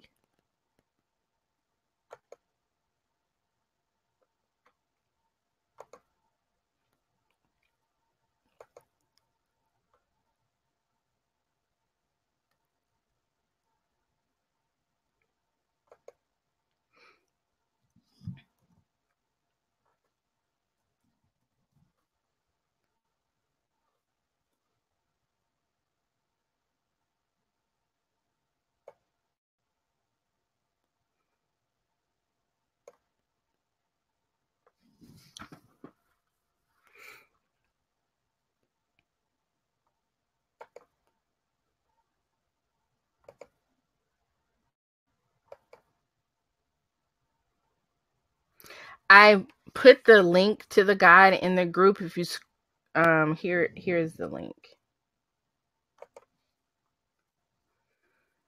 But if you might want to wait to print it out until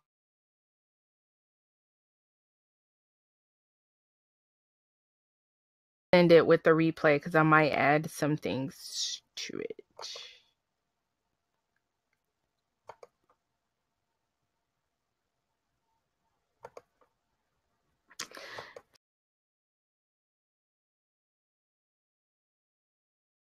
so you can see kind of what it looks like.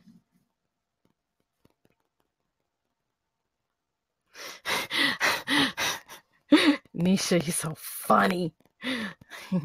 Yes, you can hire me. Absolutely, you can. Absolutely, you can. And honestly, it may just be that you need a consultation or two to sketch out what the signature event looks like, and then because that's going to be kind of the, in my opinion, some of the most time consuming parts. Planning an event can be time consuming, but once you know where it really becomes draining and time consuming is when you're not clear on what your objectives are and what you want the structure of the event to look like and who you're targeting, and then thereby what kind of people you should bring that would really be a draw or really offer value to who you're trying to target, right? And so that's where it can become draining and time consuming. But if you are really sort of looking at,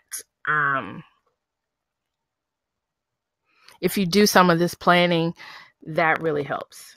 I'm glad that you enjoyed this. So here's the guide, and I think there were a couple of things that I'm thinking about adding to it. So if you're going to print it out,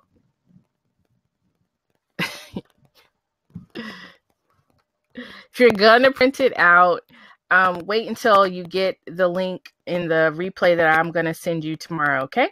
So what you have here is an event summary sheet. And you remember I talked about events as easy as 1, 2, 3.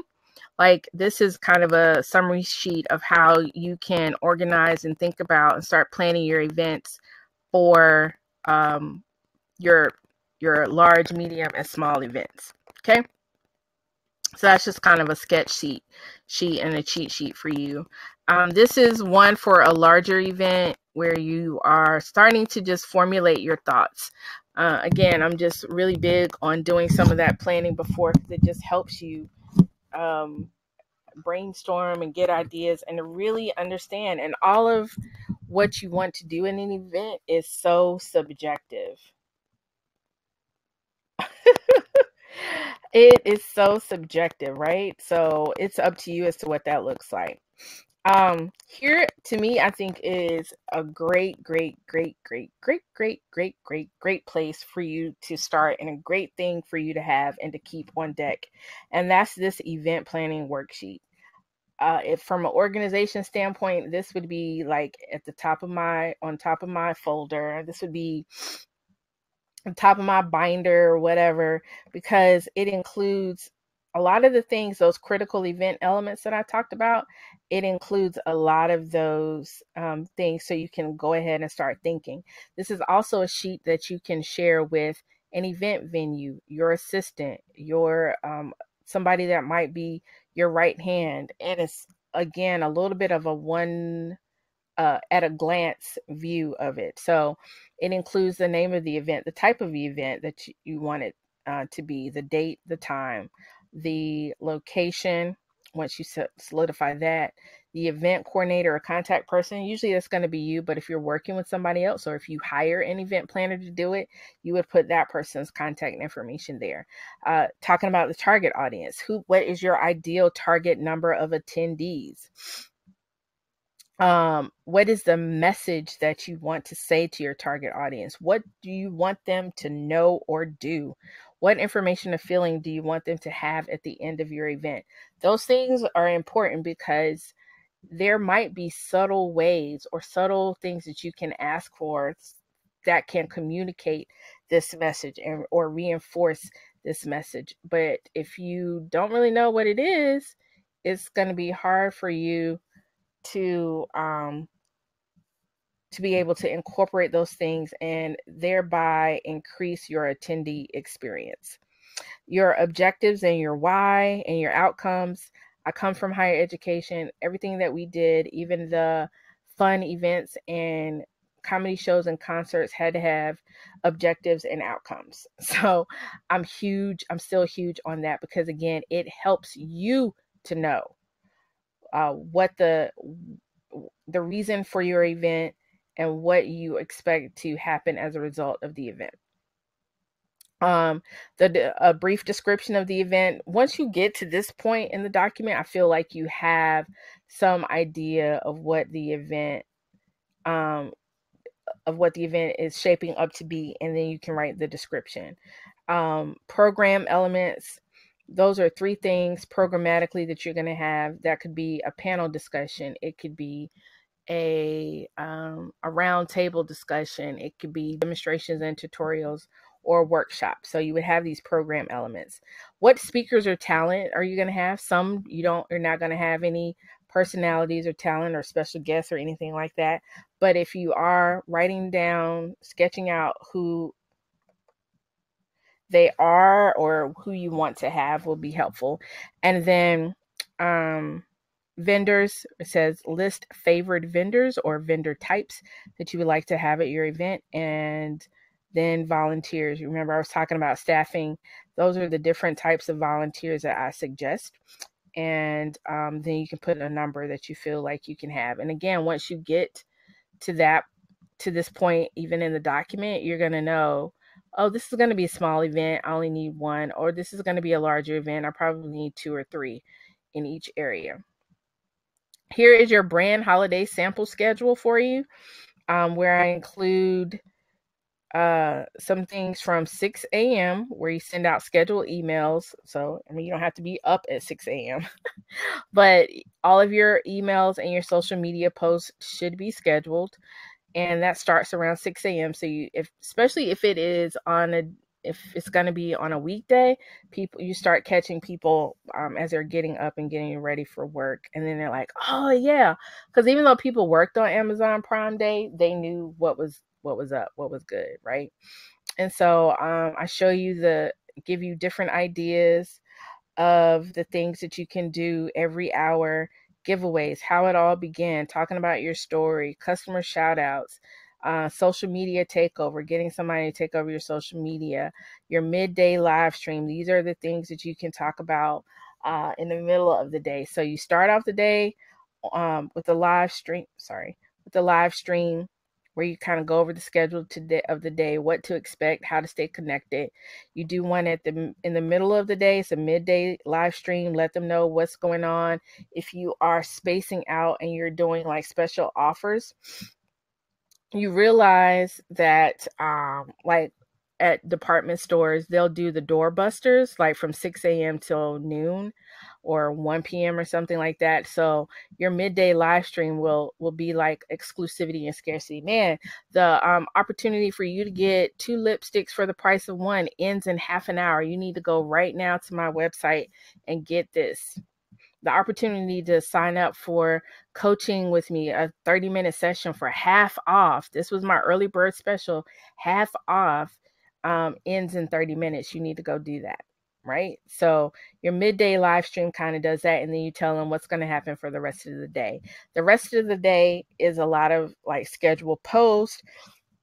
You can and that's totally up to you. You can do some lives. You could do some pre-recorded things that you release at certain times and share on certain social media pages. And that's what you're going to do in the afternoon. And then you do your wrap up. That's another social media takeover. You do like a true celebration wrap up show where you review the day, you go over all of the deals, you send them where they need to go to. Maybe that's when you release something new, like that kind of last new thing. So they've been hanging on all day. You've been teasing this huge surprise, whether it's a program or a product or an opportunity or whatever. And then you reveal it during your wrap up live stream. Okay. So I gave you a sample schedule of what that looks like. Also, how to manage your social media, just some different things to help you think about what you can highlight on your brand holiday and otherwise. Here's one. Sometimes we don't know and or think about all of the different graphics that we need for an event. This helps you to narrow down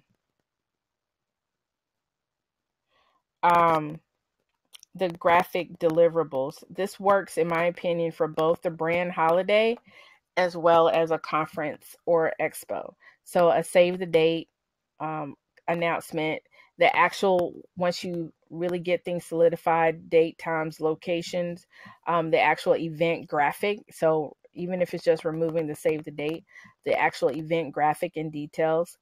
Depending on the event and the scope of it, once you end up having it, you want to do a sponsor template, and then with a blank space that's white for sponsor logos. Same thing with vendors. If you're going to have vendors, you want to do that. That's something that you keep for yourself, and then you also email to the sponsor and to the vendors as well. If you're going to have any special guests, same thing. So sponsor, vendor, special guest. It should say special guest, it should say vendor, it should say sponsor on the template.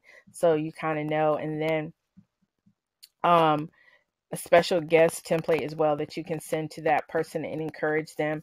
And a lot of times with things like the sponsor template and the sponsor, vendor, and special guest templates, I will also email them the caption. So it's literally copy and paste. You don't have to think about anything. You could forward this whole email to your intern. They would have everything that they need there to post it in different places. And I usually send a Twitter one and a one that you can use on Facebook and Instagram. If you're going to do any particular offers, then you want to have graphics for those, and especially if they are time or term limited, so that you can go back and delete those, or if they expire, you don't have to have this one graphic and then like, oh well that's over, oh that's over, right? So doing graphics for each of the offers that you may have. And the reason why I included this checklist is because this might be something that takes you a little bit of time to create, because you might have to spread it out payment wise or whatever. But I want you to have an idea of, and this is really going to help support when somebody asks, how do you pub this? This is how you pub this, is with this list of graphics here, whether it is your brand holiday or your expo or conference. So the different offers that you have for the expo or conference, if you're going to offer 2 for 1 or early bird, that would be an example of an offer that you would have a graphic created for. And then you want to do a countdown, at least 10 days. You might want to do 14, not more than that in my opinion, but 10 days usually, because everyone counts backwards from 10. That's why I usually do 10 days. And it can be one of these templates. Perhaps maybe there's a blank template, or that just has the event things in there. You can put whatever you need to put in that blank white space, and then you could put a 10-day countdown there. So that might be another template that you want, is just a blank event template. I think I will add that to the list. And then you want for your attendees and those that are participating, and I'm attending or I'm participating,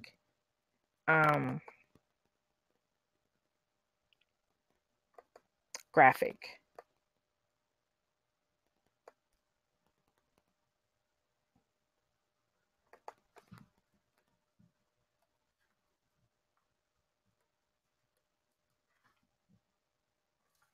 And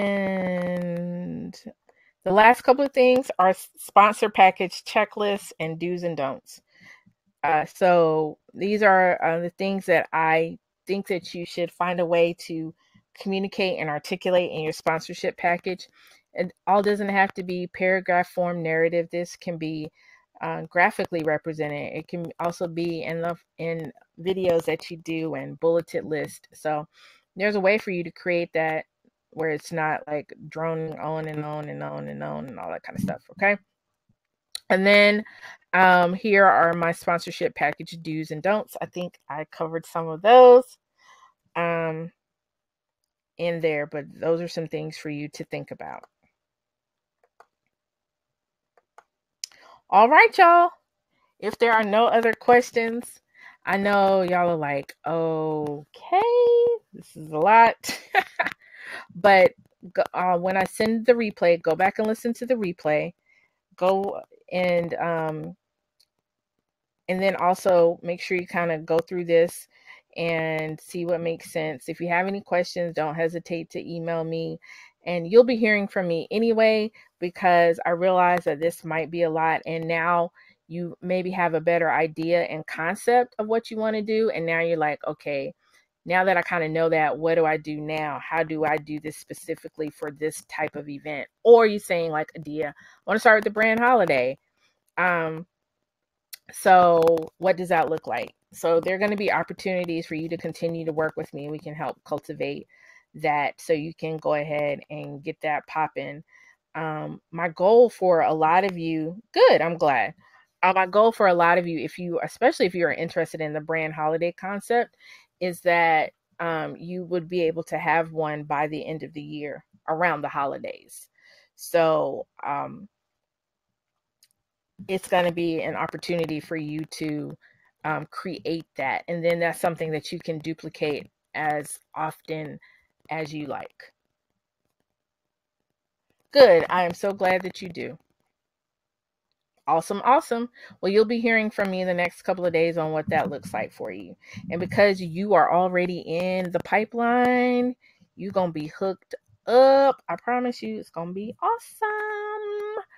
All right, y'all. Thank you so much. I appreciate your hanging with me till almost 1:00 in the morning. Y'all are true troopers.